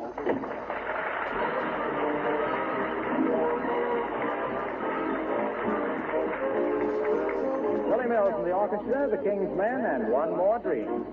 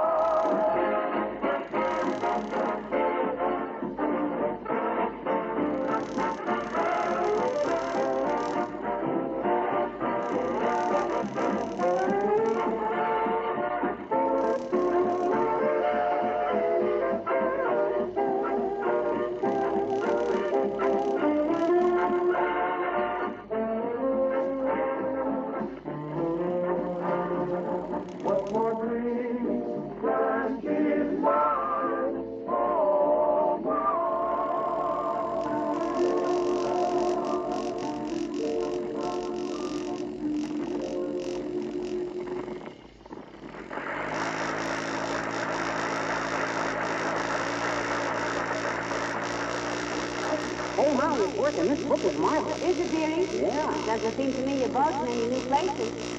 Maybe not, but I feel wonderful. I wish I knew where I could get some goat's milk, though. Do you mind if I buy a goat? Frankly, dearie, yes, I do. How about a camel? According to the book, camel's milk can be used if goat's milk is unexperimented. According to the book, there's a tribe of people in Eastern Asia that live entirely on camel's milk and wild honey. I never heard of milking a camel. Is that why they call it a dromedary?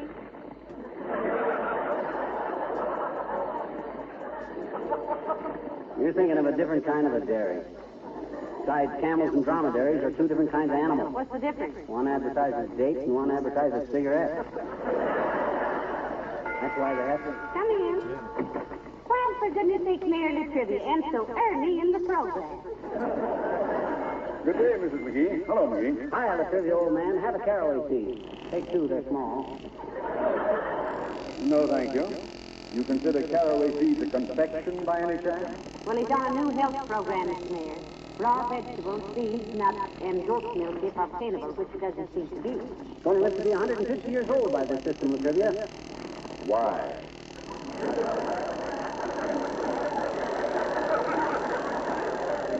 What do you mean, why? Wouldn't you want to live to be 150, Mr. Mayor? No, I wouldn't. Why not? Because by that time, the new cars will be available, and I won't be able to buy one out of my pension. Just what is this new system for longevity, McGee? It's got nothing to do with longevity, Latriv. This is a system that if you follow it closely, you'll live a lot longer. Oh, pardon me. You know, my grandfather drank a great deal of goat's milk. No one knows how long he would have lived if he hadn't met with an accident at 99. Heavenly days, 99. What happened to the poor old man, Mr. Mayor? He was thrown from a polo pony. My God. He's off on a horse at 99, huh? It was his own fault, McGee. He'd been up all night carousing around the nightclub.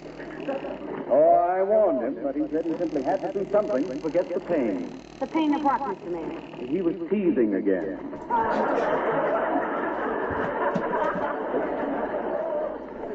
His third set. That settles it, George. Is it against any city ordinance to keep a goat in this neighborhood? Living as I do, McGee, only 2 blocks from here, if there is no such ordinance, I shall see that one is passed immediately. Well, that's what I keep telling him, Your Honor. You'd better just forget that part of your health program, dearie. Well, is there any law then against my swinging through the trees in a leopard skin? Yes. What law is that? Gravity. Nobody says anything when Johnny Weissmuller does it. Well, movie actors can get away with things like that, dearie. Well, I've been in the movies, haven't I? You have, McGee? When was that? In 1936. Remember the newsreels of the Legion Parade in Chicago? Well, I was the guy that kept running back and forth across the street and making faces into the camera. Sure, Fox Movie Tone News offered him a contract, too, Mr. Mayor. Did he sign it? I most certainly did not know never such a thing. Nobody can make me stay at home when there's a parade in town. Not even for $18 a month. Strange that they should have offered so little to gain so much. Well, I must be getting along. Unless what, Mr. Mayor? Unless you would enjoy involving me in one of your annoying little word mix-ups. Oh, not this week, Latrivia. According to the book, I ain't supposed to get excited. Shortens one's life.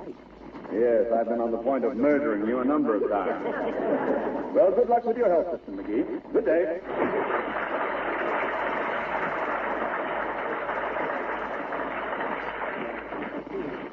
What's the matter? What are you looking for? My book. Oh, here. Now, let me see. How to sleep. It says open air sleeping is preferable. Mm-hmm. If one must sleep indoors, open all windows and doors and sleep on floor covered with pine needles or place a flat board under a mattress. Hey, where do you suppose I could get 100 pounds of pine needles? Well, now, if you think I'm going to get up 20 times a night to cover you with pine needles, you're wrong. Don't mean to cover me with pine needles. It means to cover the floor with pine needles. Look. Why don't we just sell the house and go live in the woods? We could hibernate all winter, being natural hibernians. How about clothes? Well, you could go out and skin a moose and I'd tan your hide for you. That is, Hello, folks. Hello there, Mr. Wilcox. Hi, Junior. Have a pistachio? Oh, I used to have, but I shaved it off. And Oh, a pistachio. No, thanks. Look, McGee, it might be all very well for you to eat just nuts and carrots and cabbage seeds, but does the book say to eat them all day long? It don't say. What book is that, Sal? Well, it's a book on how to live 150 years, Mr. Wilcox. It's wonderful. He's only had it a few hours, and I've aged 10 years already. It's called Be Middle-Aged at 100, Junior. Just a few simple rules of health that anybody can follow. Hey, do you know anybody that owns a camel? No. Why? Are you going to join the Foreign Legion? He thinks he has to drink camel's milk or goat's milk, Mr. Wilcox. Like most diets, it's more trouble than it's worth. Where'd you get the book, pal? Out of Doc Gamble's office. I went up there to see him to get vaccinated, and I saw this book on the table, so I bought it. What would it be doing in a doctor's office if it was no good? That doesn't prove anything. I've seen your cousin Morton in a doctor's office, and he's no good. Well, anyway, I didn't say it was no good, pal. Might be very worthwhile. Frankly, I'm in the same business. What business, Junior? Inquired fun-loving little Fibber. His blue eyes dancing with mischief because he knew darn well what the answer was going to be. Well, my business is making people live longer and happier, particularly housewives.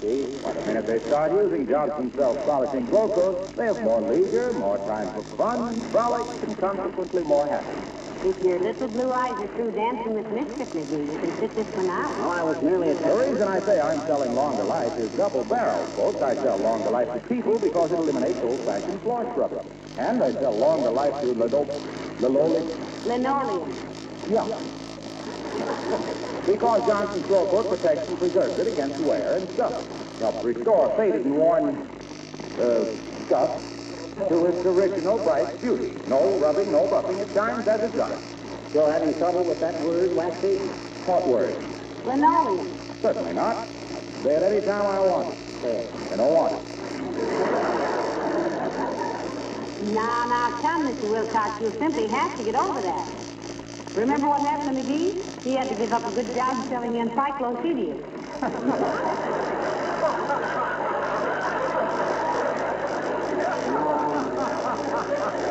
That's encyclopedia.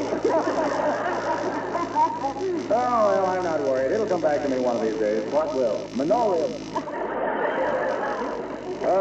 Say, about this book you're studying. Does it really claim you can live to be 150 years old? Well, according to the book, Mr. Wilcox, there is a tribe of people in Eastern Asia who all live to be over 100. My gosh, what do they do for a living? I think they sell each other life insurance, Junior. Hey, do you know where I could buy some good fresh turtle eggs? No, I don't, pal. Could you use any goose eggs? The book don't say anything about goose eggs, Waxy. You got some? No, but my little nephew brought some home from school. 4 of them. Huh? In arithmetic, spelling, geography, and deportment. Let me know if you want them.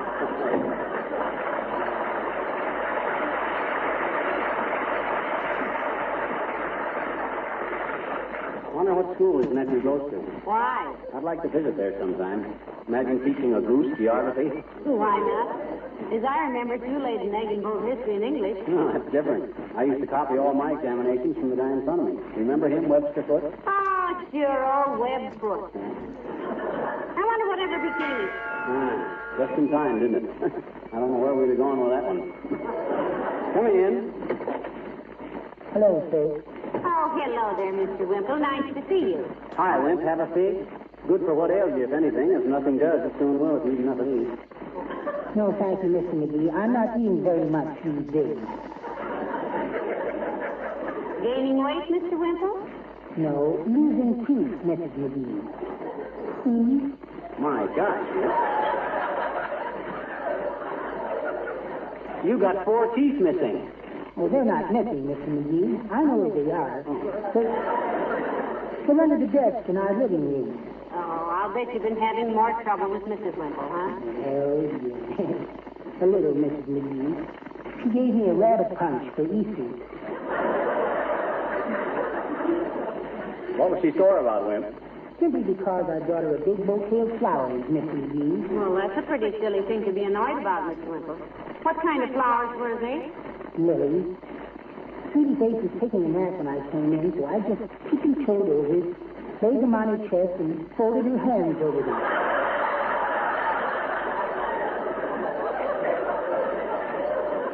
She looked so natural. When she woke up, she just flew into a rage, believe me. What'd she do, Wimp? She grabbed me and threw me against the ceiling. Down I came, crashed. Then she threw me up again. Down I crashed. Then she threw me up again. What happened? You go through the plaster? No, I landed in the chandelier. Then I stuck my head over the side of it and stuck my tongue out at her. Oh. My goodness, what a brawl. I'll bet that infuriated her. Boy, it really did. She jumped up on a table and grabbed my leg and tried to pull me down.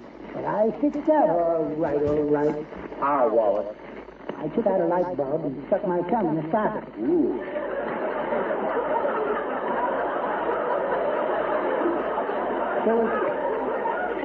There was a big flash of blue and white light, and Sweetie Face turned green and purple and landed across the room in a red and yellow wastebasket. It was a very pretty effect. Well, how come you didn't get an electric shock yourself, Mr. Wimple? Oh, I couldn't, Mrs. McGee. You see, my father and his father were both streetcar motormen. I've come from a long line of non-conductors. Goodbye.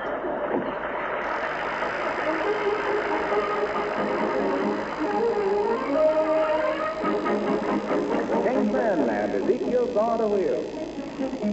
He saw the wheel, the wheel, the wheel, the wheel, the wheel, the middle, in the middle of the air. Saw the wheel way up in the middle of the air. Saw the wheel way in the middle of the air. The little wheel run by faith, and the big wheel run by the grace of God. The wheel, the wheel, the wheel, the wheel, way in the middle of the air. Some of the church was singing and shout, way in the middle of the air. Before 6 months it all turned out, way in the middle of the air. Jesus saw the wheel way up in the middle of the air. Oh, Jesus saw the wheel way in the middle of the air. The little wheel run by faith, and the big wheel run by the grace of God. The wheel, the wheel, the wheel, the wheel, way in the middle of the air. Let me tell you what I get rid of the way in the middle of the air. You talk about me, you talk about you, way in the middle of the air. Ezekiel saw the wheel way in the middle of the air. Ezekiel saw the wheel way in the middle of the air. The little wheel run by faith and the big wheel run by the grace of God. My dear, in one of these days, but when 12 o'clock, way up in the middle of the air, this whole world is gonna reel and rock like Daddy is his rocking chair. For the wheel rocking away in the middle of the air. For the wheel rocking away in the middle, the middle, the middle, the middle, the middle of the air. For the wheel way up in the middle of the air. Oh, see, saw that wheel way in the middle of the air. The little wheel run by faith, and the big wheel run by the grace of God. The wheel, the wheel, the wheel, the wheel. Way in the middle of the air.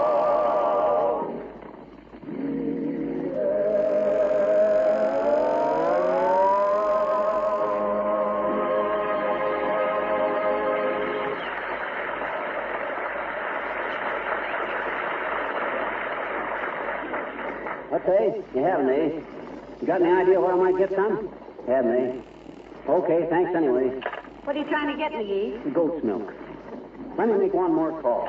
Hello, operator. Give me Underdunk's Golden Holstein and don't keep the bottles any longer than you have to dairy.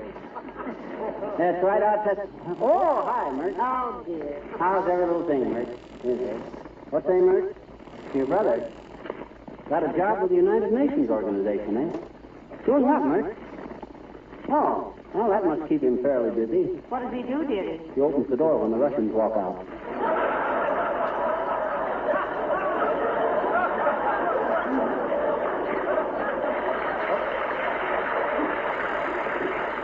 What's that, Mert?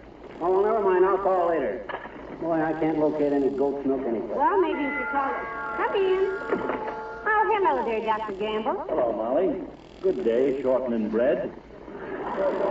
B-R-E-D. Hi, delivery boy. I was down to see you for a vaccination this morning, but the nurse says you were busy. Did you put your two heads together and have a consultation with yourself? Tell the doctor about borrowing this book, dearie. I like you think he hasn't missed it, in which case let your conscience be your guide. Oh, yeah. Look, Doc. Yes? I was up at your office this morning, but I didn't see you. Thank you very much. He wants to be vaccinated, Doctor. And he says he wants it where it won't show in case he ever has to pose in a bathing suit for Charles Atlas. Now you tell him. Hey, by the way, Doc, when I left your office, I picked up a book off your office table. Yes, I know. The nurse put it on your bill, $2.50. He didn't think anybody saw him take it, Doctor. My nurse not only has eyes in the back of her head, but they're better than the ones she has in front.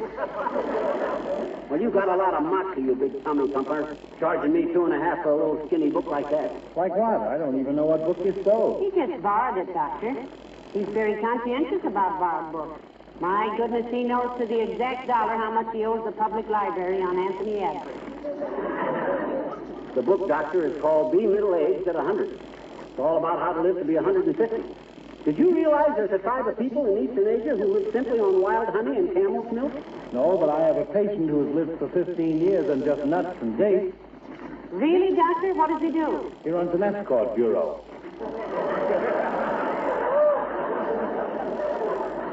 No kidding, Doc. This book says to drink lots of goat's milk. Is goat's milk really healthy? Well, it must be. I haven't had a goat in my office for years. Have you read the book yourself, Doctor? Oh, yes. Like it? It's amusing. Amusing. Look, my fine feathered physician and sturgeon, just because you're loaded to the gills with professional jealousy... Professional jealousy has nothing to do with it, my boy. In fact, that book was written by a good friend of mine, Will B. Young. Fine lad. What a physique. Too bad. What do you mean, too bad? Oh, he died when he was 22.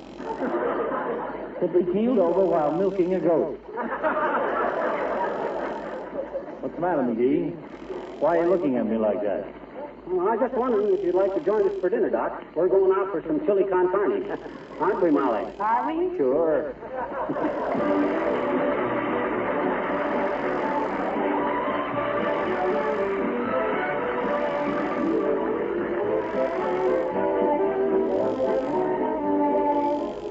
I hope you finish off your spring cleaning as I suggested earlier tonight. I mean by waxing your floors and furniture.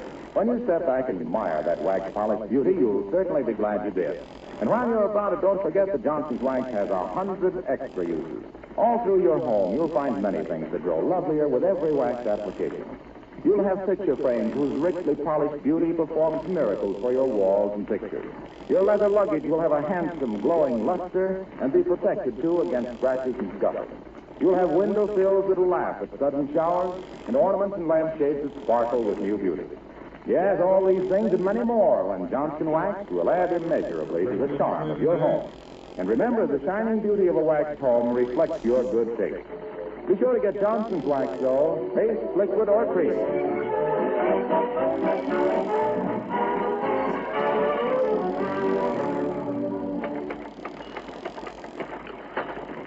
What are you doing now, McGee? Writing a book. About what? The health book. How a guy can eat anything he wants, stay out as late as he likes, and avoid all exercise. My goodness, what's the name of it? How to be middle-aged at 35. 35, what a memory. Huh? Oh, yeah. Good night. Good night, all.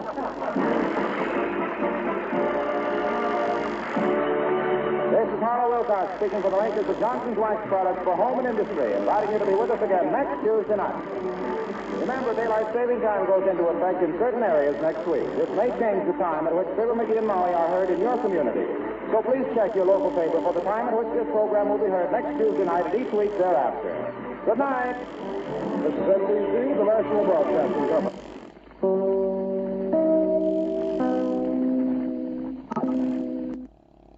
Johnson Wax Program with Fibber McGee and Molly.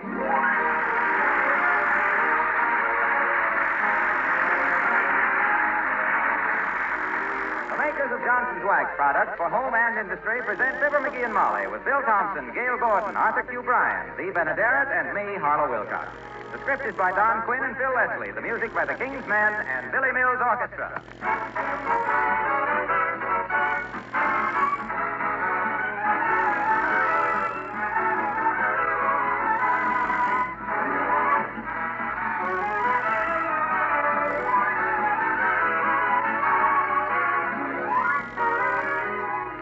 April showers are still busy working on May flowers, and that's very nice. But April showers also bring something not so nice, trouble for your kitchen floor. Wet, muddy feet come in with the grocery boy and the milkman and the children home from school. That means a lot of extra work if your floors aren't wax polished with Johnson's self-polishing glow coat. Of course, if your floors aren't kept sparkling with a beautiful glow coat polish, you don't have to worry about a little thing like wet footprints. A damp cloth quickly wipes up dirt and spilled things from a glow-coated floor, leaving it clean and beautiful. Its colors bright and fresh. And Johnson's Glow Coat also saves you work in other ways. It needs no rubbing or buffing. Just spread it on the floor and let it dry. Glow Coat does all the work. In 20 minutes, your floor is protected with a long-lasting, shining polish. Naturally, this protection makes your linoleum last much longer, too. Try it, won't you? But be sure to ask for the real thing. Johnson's Self-Polishing Glow Coat.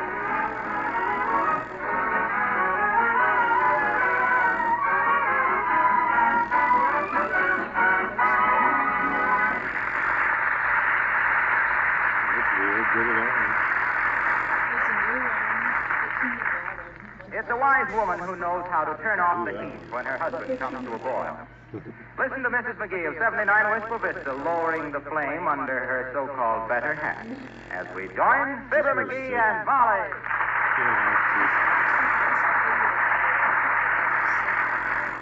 And while I had no idea just what got you into such a temper, dearie, I'm sure you were justified. Well, by George. Knowing you as I do, I realized that something must have happened downtown today that annoyed you. Annoyed me? If then stumbled on... I don't so. If you'd care to tell me all about it, and I'm sure you do, I think it might do you good. Let me take your walking stick. That ain't a walking stick. It's an umbrella. Where's the rest of it then? I don't know. I was slapping trees with it all the way home. But why? Well, you've heard of the Society for the Preservation and Encouragement of Barbershop Quartet Singing in America, Incorporated? Yes, what about it? Well, they have a convention every year to find the best barbershop quartet. And the Wistful Vista Elks are going to send one. Isn't that wonderful? What's wonderful about it? By George, when politics and influence keeps the best possible man from singing top tenor and nominates a guy that sings like the noon whistle on a fertilizer factory. By George, I got a good notion to resign from the Elks. I would, too, if I wasn't 6 months behind in my dues. Well, who was selected to sing top tenor? A guy who's got a voice like a worn brake drum, that's who. Doc Gamble, that's who. Do I understand that you think you should have been picked as first tenor? Why, of course. Who else? You've heard me sing. Is there any doubt in your mind that I make Gamble sound like a rusty nail being pulled out of a piano crate? What mental reservations I might have, dear, are completely submerged by my matrimonial loyalty. You're darn right. I can sing rings around that full frog. Who are the other members of this shave and haircut glee club? Arlo Wilcox, Wallace Wimple, and Latrivia. Didn't Mr. Wilcox used to sing in Chautauqua, dearie? He claims he did. Personally, I don't think any of the four of them could sing their way out of an unlocked bathroom. I'm the only trained professional singer in the whole club. Why, I sang... Come in. Hello, folks. Hello there, Mr. Wimple. Hi, Wimp. I hear you've been selected for the barbershop quartet at the Elks. Yes. Isn't it wonderful? And to think we might go to the National Convention. Tell me, do men take their wives to conventions? Oh, no, Mr. Wimple. Conventions are places where men go to let their hair down while they still have some. If this quartet goes to the annual convention in Cleveland next June, Mr. Wimple, will your wife let you go, do you think? Oh, I've got that all fixed, Mrs. McGee. She's going on ahead and meet me in Salt Lake City. Hey, wait a minute. The convention is in Cleveland. Yes, I know that, but she doesn't.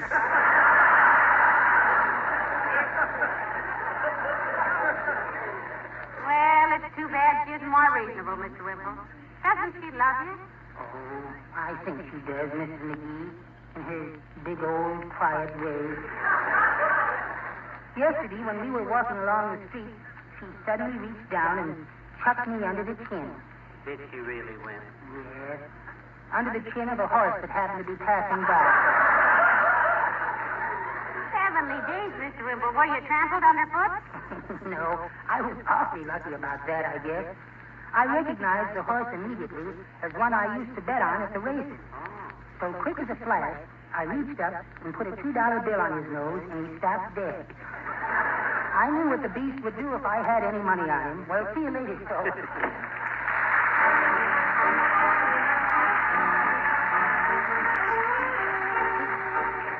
Billy Mills to the orchestra and Souvenir.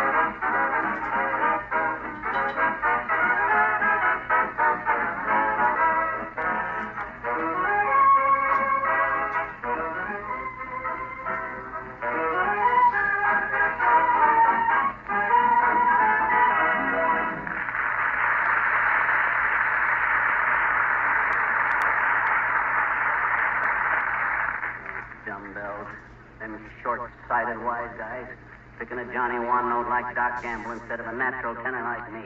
Of all the stupid, asinine, deliberate... Oh, now forget it, McGee. Dr. Gamble was selected by the committee fairly and squarely, so be a sport about it. It ain't a matter of sportsmanship. It's a matter of who's the best top tenor. And Doc Gamble can't sing Don't Fence Me In without Petrillo sending him a dozen tickets. He ever... Come in. Oh, hello there, Dr. Gamble. We were just talking about you. That is, McGee was, weren't you, dear? Yes. That's nice. You think so? I was just remarking, Doctor, that I don't know how you were going to be able to go to the barbershop quartet convention in Cleveland this June with all your medical work here and all. Don't worry about me, bughead. I am combining it with a medical convention in Detroit. I can go from hold that tiger to let go that cirrhosis with no trouble whatsoever.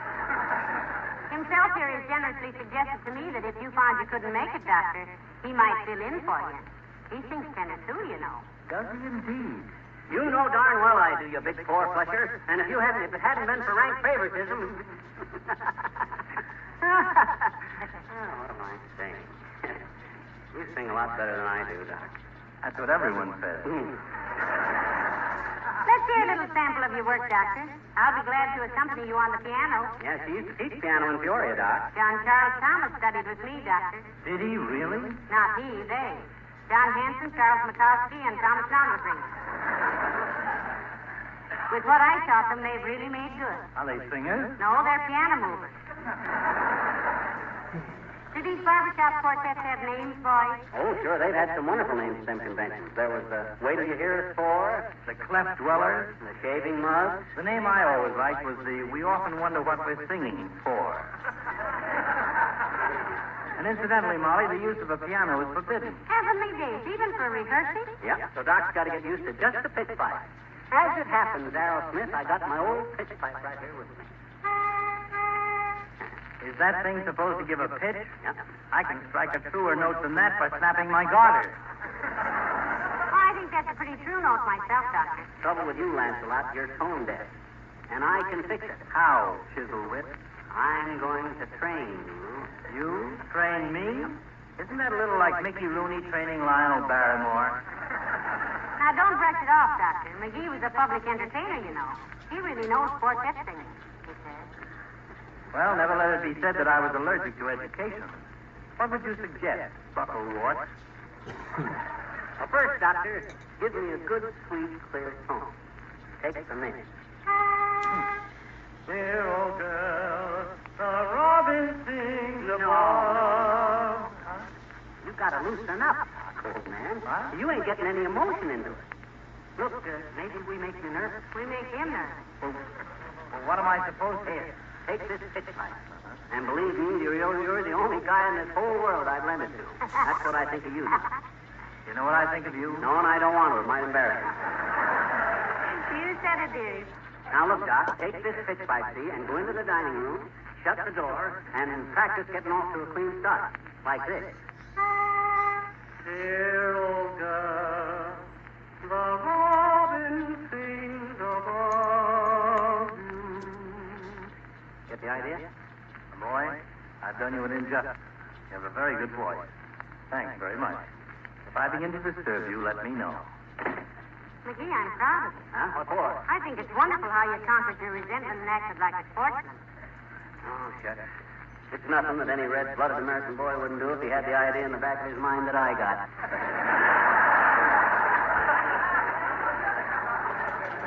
I got a notion that... Hello, folks. Hey, pal, are you going to be at the Elks tonight to hear our quartet? He wouldn't miss it for all the ham in Hollywood, Mr. Wilcox. Matter of fact, Junior, I'm training Doc Gamble. For a so-called top tenor, he needs a lot of coaching. He does? I thought Doc was in pretty good voice. Well, McGee ought to know Mr. Wilcox. He's a veteran quartet singer. He's sung Old MacDonald Had a Farm so often, somebody has to accompany him on a cream separator. Say, didn't you used to sing in Chicago, Mr. Wilcox? Yeah, baritone. Why'd you give it up, Junior? Didn't begin to leak or something? No, it was the impermanence that got me, I think. The important? The impermanence, the temporary feeling of it all. Put up the tent, take it down. Put it up, take it down. Camp chairs, sawdust on the floor. Matter of fact, I think it was those sawdust floors that really did it.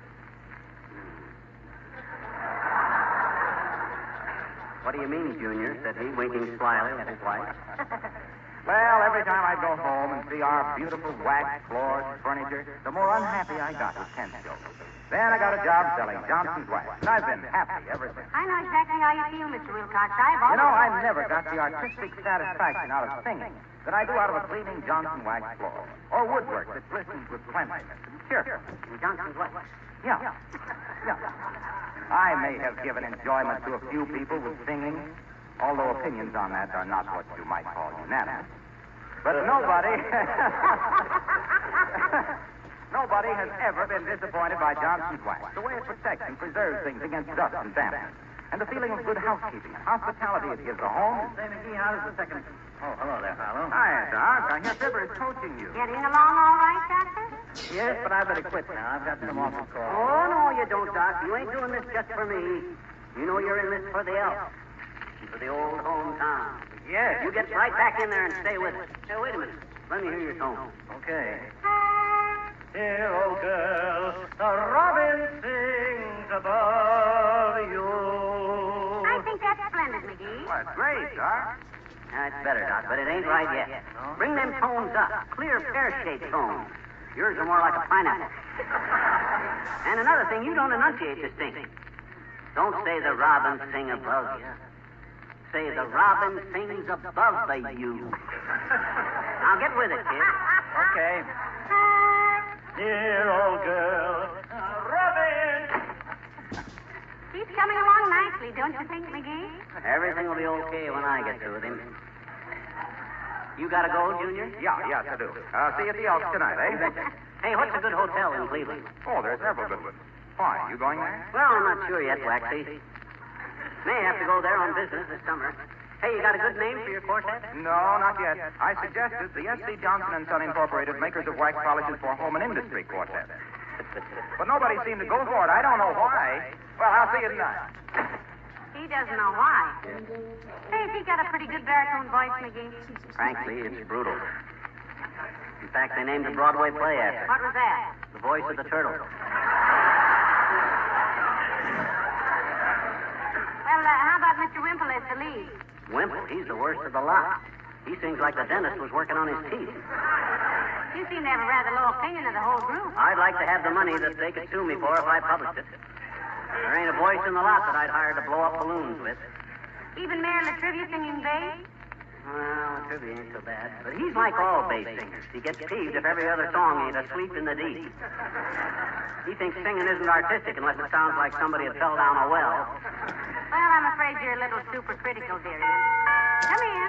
Oh, hello there, Mrs. Carstairs. Do come in. Thank you, my dear. Good day, Miss McGee. Hi, Carsey. What's the matter? You seem kind of perturbed. Something wrong, Millicent? Oh, I've just had the most dreadful experience, my dear. Have you ever been chased by a moose? My gosh, Carsey, did a moose chase you? Was it anybody we know? This was a real moose, Miss McGee. Oh. I had always thought that a moose was just a head on a wooden plaque, but this animal had legs.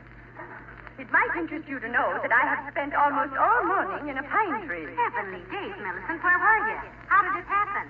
Well, it disturbs my husband when I practice my trombone at home, my dear. Oh, my gosh. You play the trombone, Carsey? Oh, yes. I took up the trombone after I had a rather painful experience being pinched in the stomach by an accordion. So, you see, I usually drive up into the mountains or the woods to practice. I was just warming up on Sugar Blues when crashing through the underbrush came this monster. Well, what happened, Carsey? Did you leap out of the tree onto his neck and bulldog him? No, Mr. McGee. I broke off a small forked branch, took some elastic out of my pocketbook, and I made a slingshot and peppered the creature until he went away. My goodness, Millicent, what'd you use for ammunition? I broke the string on my pearl necklace, my dear. It gave me 65 shots. 67 counting the guy in the glass. Well, I must get home and replace the elastic in my pocketbook. Good day.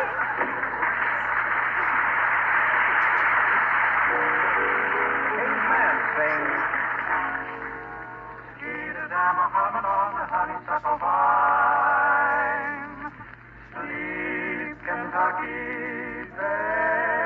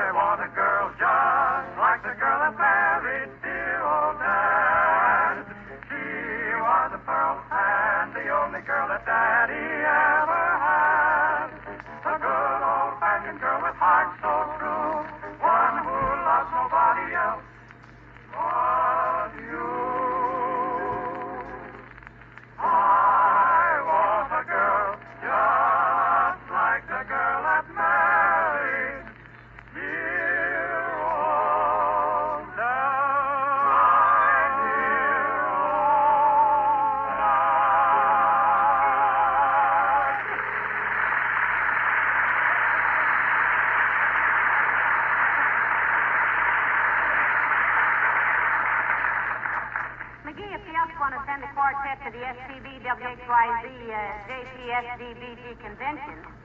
Why don't they send the King's Men? It's against the rules. They're professional. The SPEBSQSA is strictly for amateurs. Oh? Hey, I wonder how Doc's coming along, speaking of amateurs. Frankly, dearie, he's got me a little worried. About what? Well, I listened at the dining room door a few minutes ago, and he seems to be having some trouble with his throat. Oh, my gosh, he's a doctor. Who are we to advise him about his own throat? Yeah, but the quartet tonight, what if he can't make it? Ah, he'll make it all right. All he needs is to keep on singing, loosen it up. Look at all the opera singers. They're practicing all the time. My gosh, he can't... Say, McGee. What's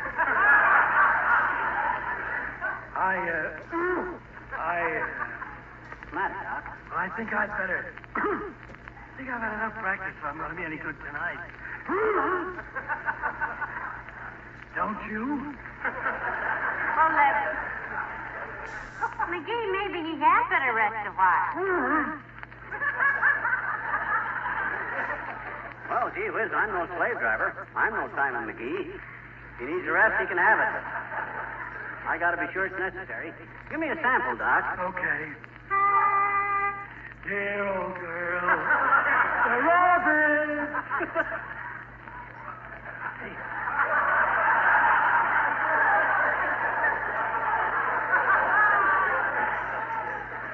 Hey, McGee, I'm tightening up. Good. That's what I want you to do, Doc.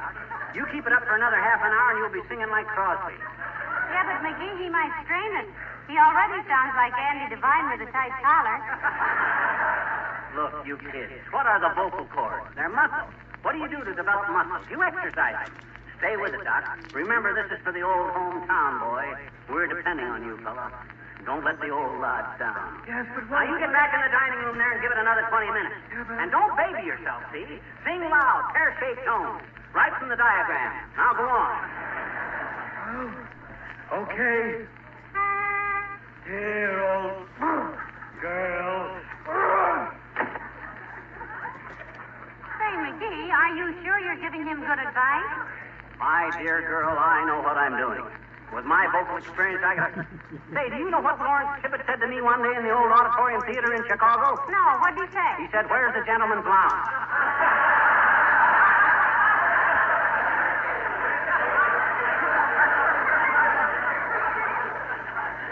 And I said... Come in. No, that isn't what I said, because I didn't... Oh, it's the mayor, McGee. Hello, Your Honor. Hello, Molly. Good day, McGee. I'll crib all set for the quartet to sing tonight. Oh, yes, indeed. Looking forward to it. I'm a member, you know, of the SPEBSQSA. You done much singing, Latrivia? Oh, yes, quite a bit, McGee. I belong to the Glee Club in college. The coach thought so highly of my singing that he got me an engagement to sing at a dude ranch in Arizona. How interesting, Your Honor. Did you drive out? No, I took the train to Flagstaff and then the coach. And the coach what? The stage coach. Oh, you're on the stage, too. Yes? Yes, it was an old one with 6 horses. Oh, an animal act. Did you ever get to the ranch? Certainly. I took the stage to the ranch. Well, good for you, Mr. Mayor. Did they enjoy it? Did who enjoy what? The folks at the ranch, did they like the act? Wait a minute. What are you talking about? What act? The animal act, the one with 6 horses you had on the stage. Carry your own audience, too, Latrivia? No, I didn't. And I didn't have 6 stages on a horse, either. I mean 6 horses on a stage. The coach I was referring to... We know. You're singing coach at college. Yes. No! I mean the stagecoach which took me to the ranch. What kind of a looking fellow was he, Latrivia? He wasn't a fellow. A man. A person. This was a carriage. Oh, I'd like to see a man with a good carriage. I often tell himself here to throw back his shoulders and... I didn't say anything about a man's carriage. This was a coach with wheels on. Oh, roller skates, you mean? I had a teacher once who wore stilts, but that got... He didn't wear roller stilts. A wheel coach. I merely said I rode to the horses on 6 ranches. The carriage had 6 coaches. In the Clue Club, the Glee Club, I said, you...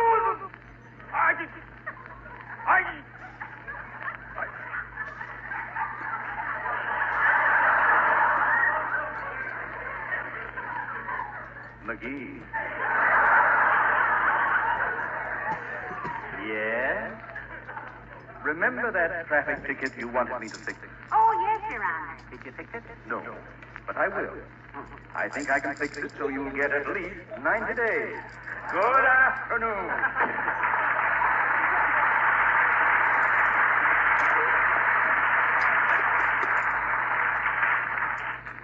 Heavenly days, you think he really will? No, he was just kidding. Hey, I wonder what's happened to Doc. I haven't heard a sound out of him for quite a while. Hey, Doc. Yoo-hoo! Oh, Doctor. You called me? My gosh, kid, what's the matter? You catching cold? Oh, I guess I overtrained. I can hardly talk, say nothing of singing. I'll never make it tonight, McGee. Heavenly days, this is terrible. Imagine a thing like this happening. You better call the Elks right away, Doc. Oh, you call them. I can only whisper. Isn't this awful? Hand me the phone, Molly. Hello, operator. Give me the Elks Club, quick. Hi, Elks Club. This you, Steve Cady? This Fibber McGee. I got bad news for you, Steve. Doc Gamble overtrained and lost his voice. He can't sing tonight. Huh? Who? Me? Oh, yes, I am. But not half as good as Doc, huh? Oh, I couldn't do that, Steve. I'd feel terrible taking Doc's place like that. Yeah, just like you would if you were made president of Standard Oil. Go on, McGee, do it. What say, Steve? Oh, well, if you put it like that, I don't know how I can refuse. It means dropping all my business affairs, but I'll make the sacrifice. Okay, Steve, I'll be right down. Goodbye. Hey, Molly, give me my hat. Hey, Doc, give me my pitch pipe. They want me to sing top tenor. I'll see you later. Well, it takes so little to make some people happy, doesn't it? Yeah. Why, Doctor, your voice is cleared up. Were you faking all this trouble? Well, sure, I can't go to Cleveland. There's a woman there wants to marry me. Well, thanks for the use of the dining room. This is ridiculous.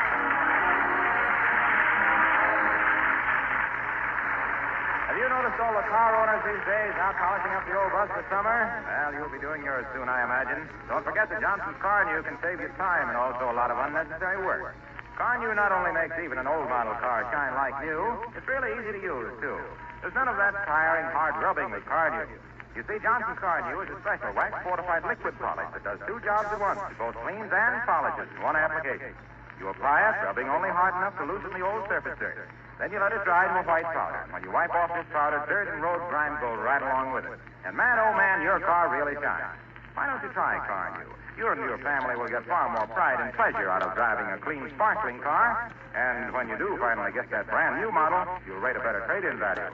Car New is spelled C-A-R-N-U, Johnson's Car New.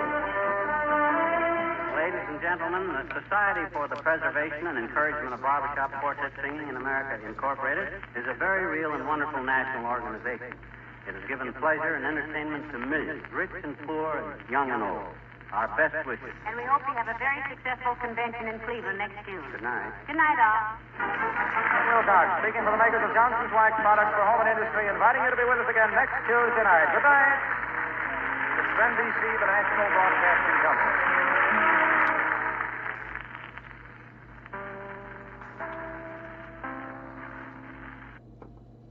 The Johnson Wax Program with Fibber McGee and Molly.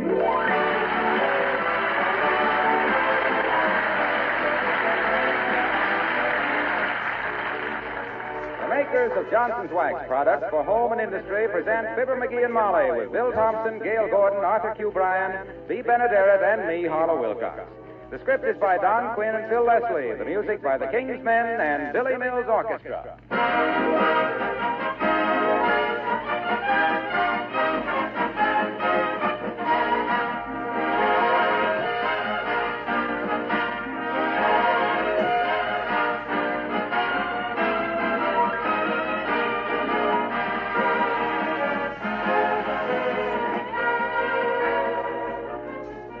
When your spring cleaning is over, all your light painted woodwork will be beautifully clean and shining. That's fine, but it's the problem to keep it spotless, isn't it?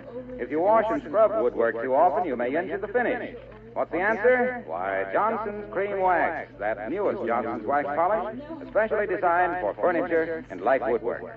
In addition to wax, this creamy white liquid contains several cleansing ingredients, so it cleans and polishes at the same time. Johnson's Cream Wax is easy to use, needs very little rubbing. You just apply it, then polish lightly. Fingerprints and smudges completely disappear. It also leaves the surface satin smooth and beautifully wax polished. Johnson's Cream Wax gives similar lustrous beauty and wax protection to enameled surfaces like refrigerators, to tabletops and kitchen cabinets, and many other things. You probably already use Johnson's Paste and Liquid Wax. Well, try Johnson's Cream Wax, too. You'll like it.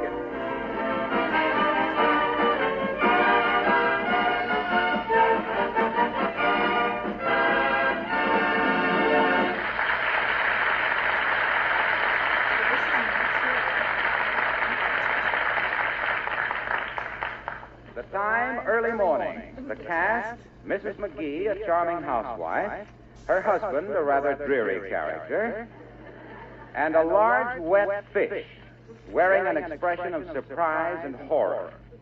The place, 79 Wistful Vista, the home of Fibber McGee and Molly.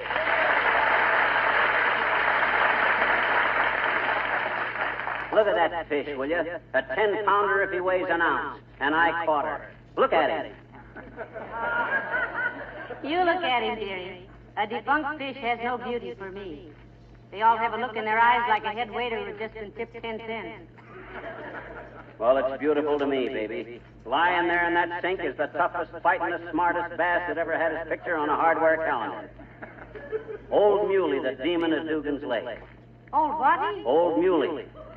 The fish that every guy for 40 miles around has been trying to gaff for 5 years. And who finally hauled him in? I did. That's who, your ever-loving husband. A new chapter in fishing history has been wrote this morning. Say, what time did you go out to Dugan's Lake, dearie? Something woke me up about 6 and I discovered it was you. Not snoring. My gosh, at 6 a.m. I'd already been out on the lake for 2 hours. Oh, gee, it was beautiful. Did you ever see the sun come up behind Borgelstoff's brewery?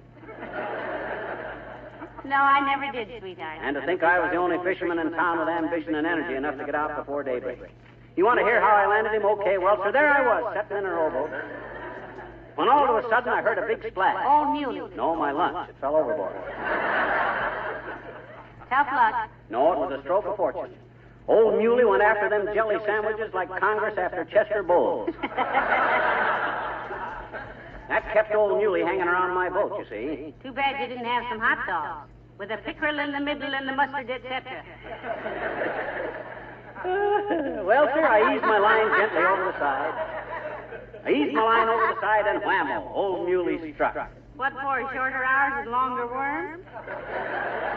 No, sir, he hit that line like a fat lady at a nylon sale. And using a delicate wrist motion, I played him in and out like a yo-yo. Pretty soon, I could see he was getting tired, and he could see I was getting tired.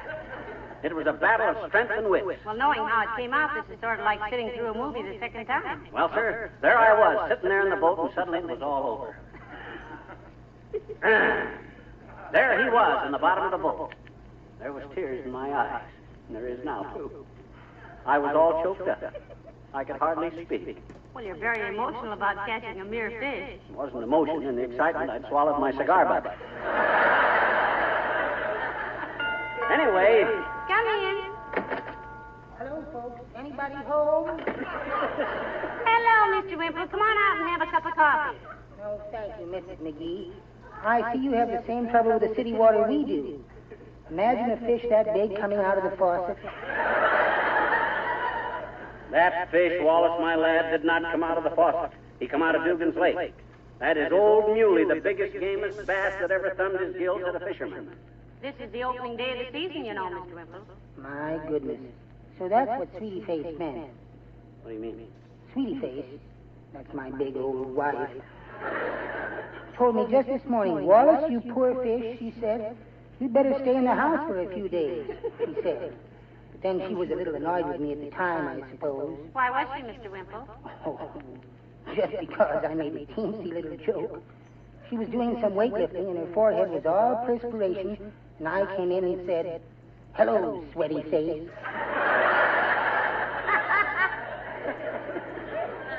That's the kind of remark that'll get your neck tied in a lover's knot one of these days, Wimp. Oh, you're so right, Mr. McGee. Particularly after last night. What happened last night, Mr. Wimple, if you're healed up enough to tell us? Oh, we had another argument, Mrs. McGee. I wanted to go out, and Sweetie Face didn't want me to. But I won. Atta boy, Wimp. You went out, eh? Like a light, Mr. McGee. Did you ever know you could knock a man my size unconscious with a copy of the Reader's Digest? Is that possible? It is if you leave it between two brass bookends. Jesus, when I came to, I had a headache clear down my shoulder and under my arm. Horse feathers. How could you have a headache under your arm? That's where my head was.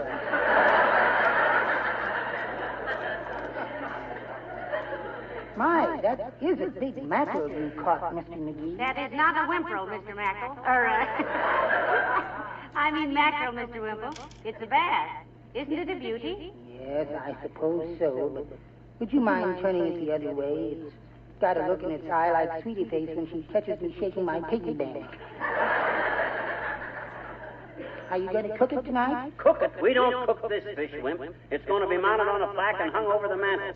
Just as soon as I can get in touch with a dermatologist. No, you mean taxidermist, dearie. I do?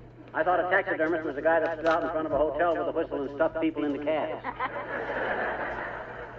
Oh, no, Mr. McGee. Anyway, you don't mean a dermatologist. Why don't I? Because a dermatologist is someone who has made a study of the skin, Mr. McGee. That's what I said. Dad Rabbit, I want the skin of this fish mounted for my study. Well, I might as well go home, I guess. I can't win here either. Goodbye.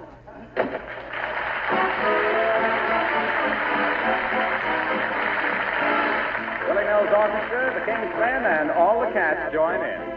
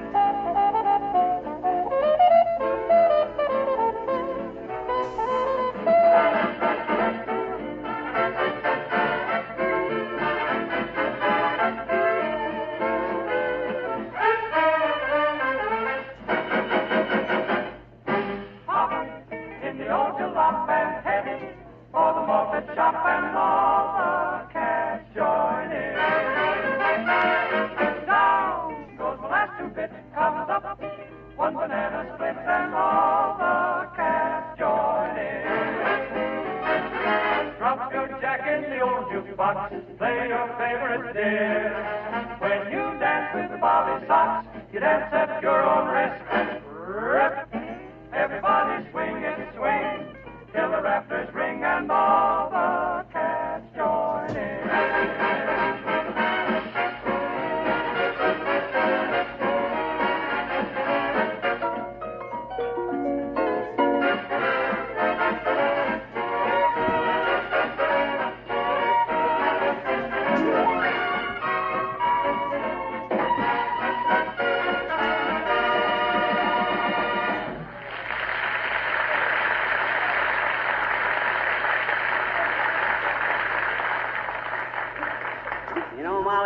Wait to see Doc Gamble's puss when he hears I caught old Muley.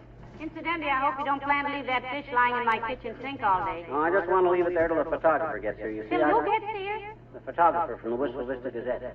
Going to take my picture holding the fish.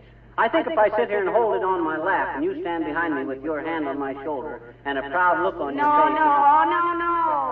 No, thank you, Pet. Not this time. Come in. Oh, it's Mrs. Carstairs. Hello, Millicent. Good day, my dear. And Miss McGee. Hiya, Carsty. Did you hear about me catching old Muley? Good heavens, no. Will you be quarantined? Oh, muley is not a disease, Millicent. It's a fish. In other words, it isn't catching, it's caught. Oh, a fish. The biggest, gamest, smartest bass in this part of the country, Carsty. I got up before daybreak, went out to Dugan's Lake and Jack Robinson. Who's Jack Robinson? The fellow I had this big fish in the bottom of my rowboat before you could say it. You done much fishing, Carsty?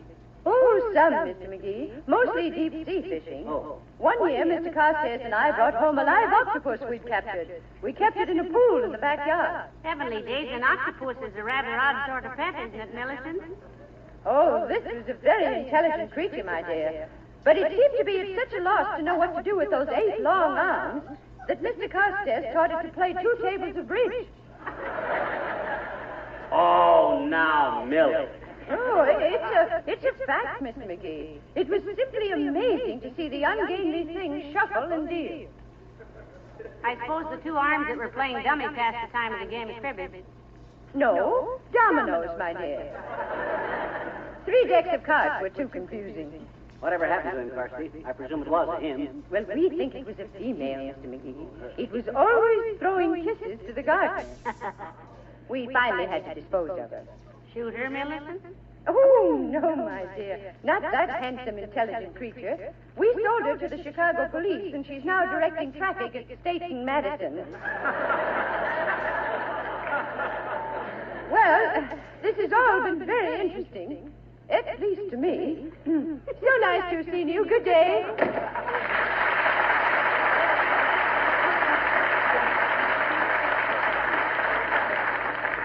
I don't believe a word of it. An octopus playing bridge.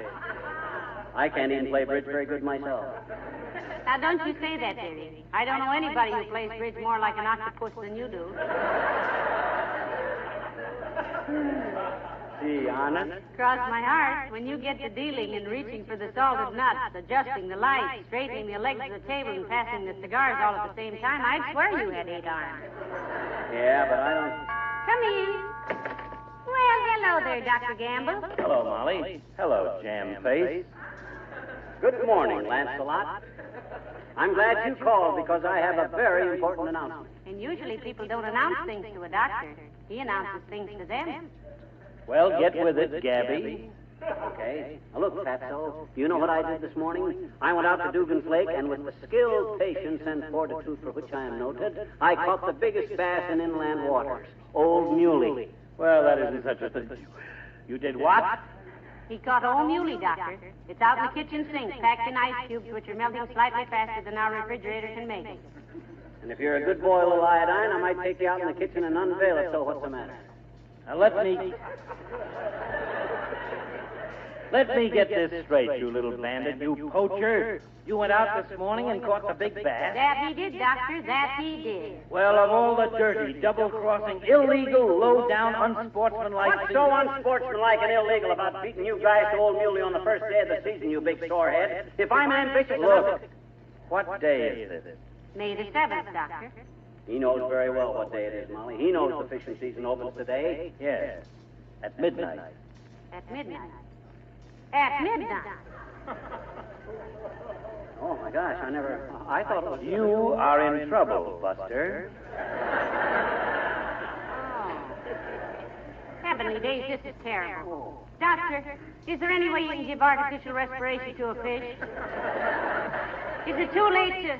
Yes, I suppose it is. Gee, Doc, what am I going to do? It was all a mistake. It's a mistake that'll cost you plenty, Chisler. Is there a heavy penalty for fishing out of season, Doctor? They'll throw the book at him, dear girl. He's going up the river, but not for fish. When you see him again, he'll have a crew haircut and be talking out of the side of his mouth. I'll never know such a thing. This was an honest mistake. And when I explained it to the game warden... Hey, who is the game warden? Chap named Jordan. Gordon Jordan. How interesting. Gordon Jordan the Warden. Look, Doc, is he, does he belong to the Elks? No, he does not. And he's thoroughly incorruptible if you had any idea of buying your way out of this jam with a fast sawbuck. Now, look, boys, let's be realistic. Who would report this to Gordon Jordan the Warden? I'm sure you wouldn't, Doctor. And I know Mrs. Carstairs wouldn't. Who else knows about it, dearie? Well, I called the Gazette. I told the guy at the filling station when I wanted to use the phone to call the Gazette. I told Mortoots because I borrowed a nickel from him to make the call when I called the Gazette from the filling station. I told a fellow named Harry who was with Mort when I borrowed the nickel to use the phone to make the call. In other words, you told everybody in town. Sonny, I wouldn't be in your well-worn, unshined, oversized shoes for all the ore in Oregon. Now, look, Doc, you wouldn't turn me in. Not you. Not my old fishing pal, Doc. Who's an old fishing pal of who? Hello, Molly. Hi, Doc. Hello, Mr. Wilcox. Hello, Junior. What's cooking, fellas? Getting ready for the opening day of the bass season tomorrow? Because if you are, count me in. I want to crack at Old Muley this year. The fishing season for Old Muley is over, Harlow. Yes, it is, Mr. Wilcox. What? This little piscatorial pirate, this poacher, this thief in the night, sneaked out to Dugan's Lake today, this morning, Harlow, in the wee small hours, and caught Old Muley. Oh, no! Out of season? He didn't mean to, Mr. Wilcox. For the first time in his life, he got somewhere early, and it was wrong. Of course I didn't do it on purpose. You believe me, don't you, Harlow? Look, ignorance is no excuse in the eyes of the law, pal. Oh, that's terrible. Old Muley. He's out in the kitchen, in the sink, under a sack. Never mind, McGee. I'd rather not see it. It's like an old friend betrayed. Pal, I never thought you'd do a thing like that. Yeah, but gee whiz, fellas, Those laws are made to give the fish a chance, pal. That's the protection they have against their enemies. Just as Johnson's wax is the protection your furniture has against dirt, dust, and dampness. Yes, but Mr. Wilcox... Johnson's wax protects your floors and fine woodwork against their enemies. Yes, keeps them bright and gleaming, gives them the protection they need. Yes, the protection all worthwhile things must have if they're to survive. Yes. If you didn't protect your precious belongings, they'd soon be gone. Yeah, but what that... And if we don't protect our game fish against poachers, they'll soon be gone, too. And I've got to get going myself, kid. I'll go with you, Harlow. We won't turn you in, McGee.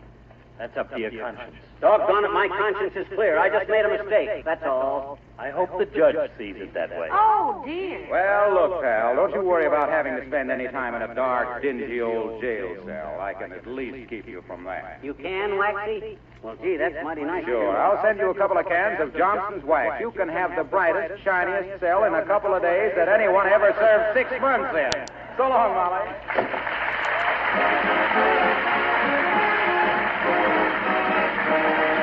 The King's Men and My Fickle Eye. I'm a fickle guy. I've got a roving eye. Take warnings from the start. My eyes are bigger than my heart. I can't be true to no one, no matter how I try. On account of my fickle eye, fickle eye, fickle eye, fickle eye. Now I may say I love you, and then bid you goodbye. On account of my fickle eye, fickle eye, fickle eye, fickle eye. When I look at someone I could adore, I see another someone much better than the one before. And so I guess I'll always remain a single guy on account of my fickle eye, fickle eye, fickle eye, fickle eye. Just look over here, what a cutie. There's another over there, what a beauty. There's one I like much better. How about that chick in the sweater? Oh me, oh my, what a fickle eye. I just can't keep from looking at every passerby on account of my fickle eye, fickle eye, fickle eye, fickle eye. I may fall in the fire, but I will never cry on account of my fickle eye, fickle eye, fickle eye, fickle eye. All day long I keep on dreaming of love. Gee, I like so many, I don't know who I'm dreaming of. That's why my every promise turns out to be a lie on account of my fickle eye. My fickle eye.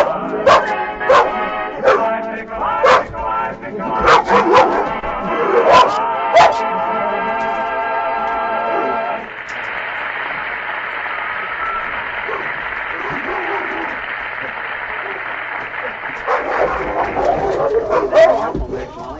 I always been known as a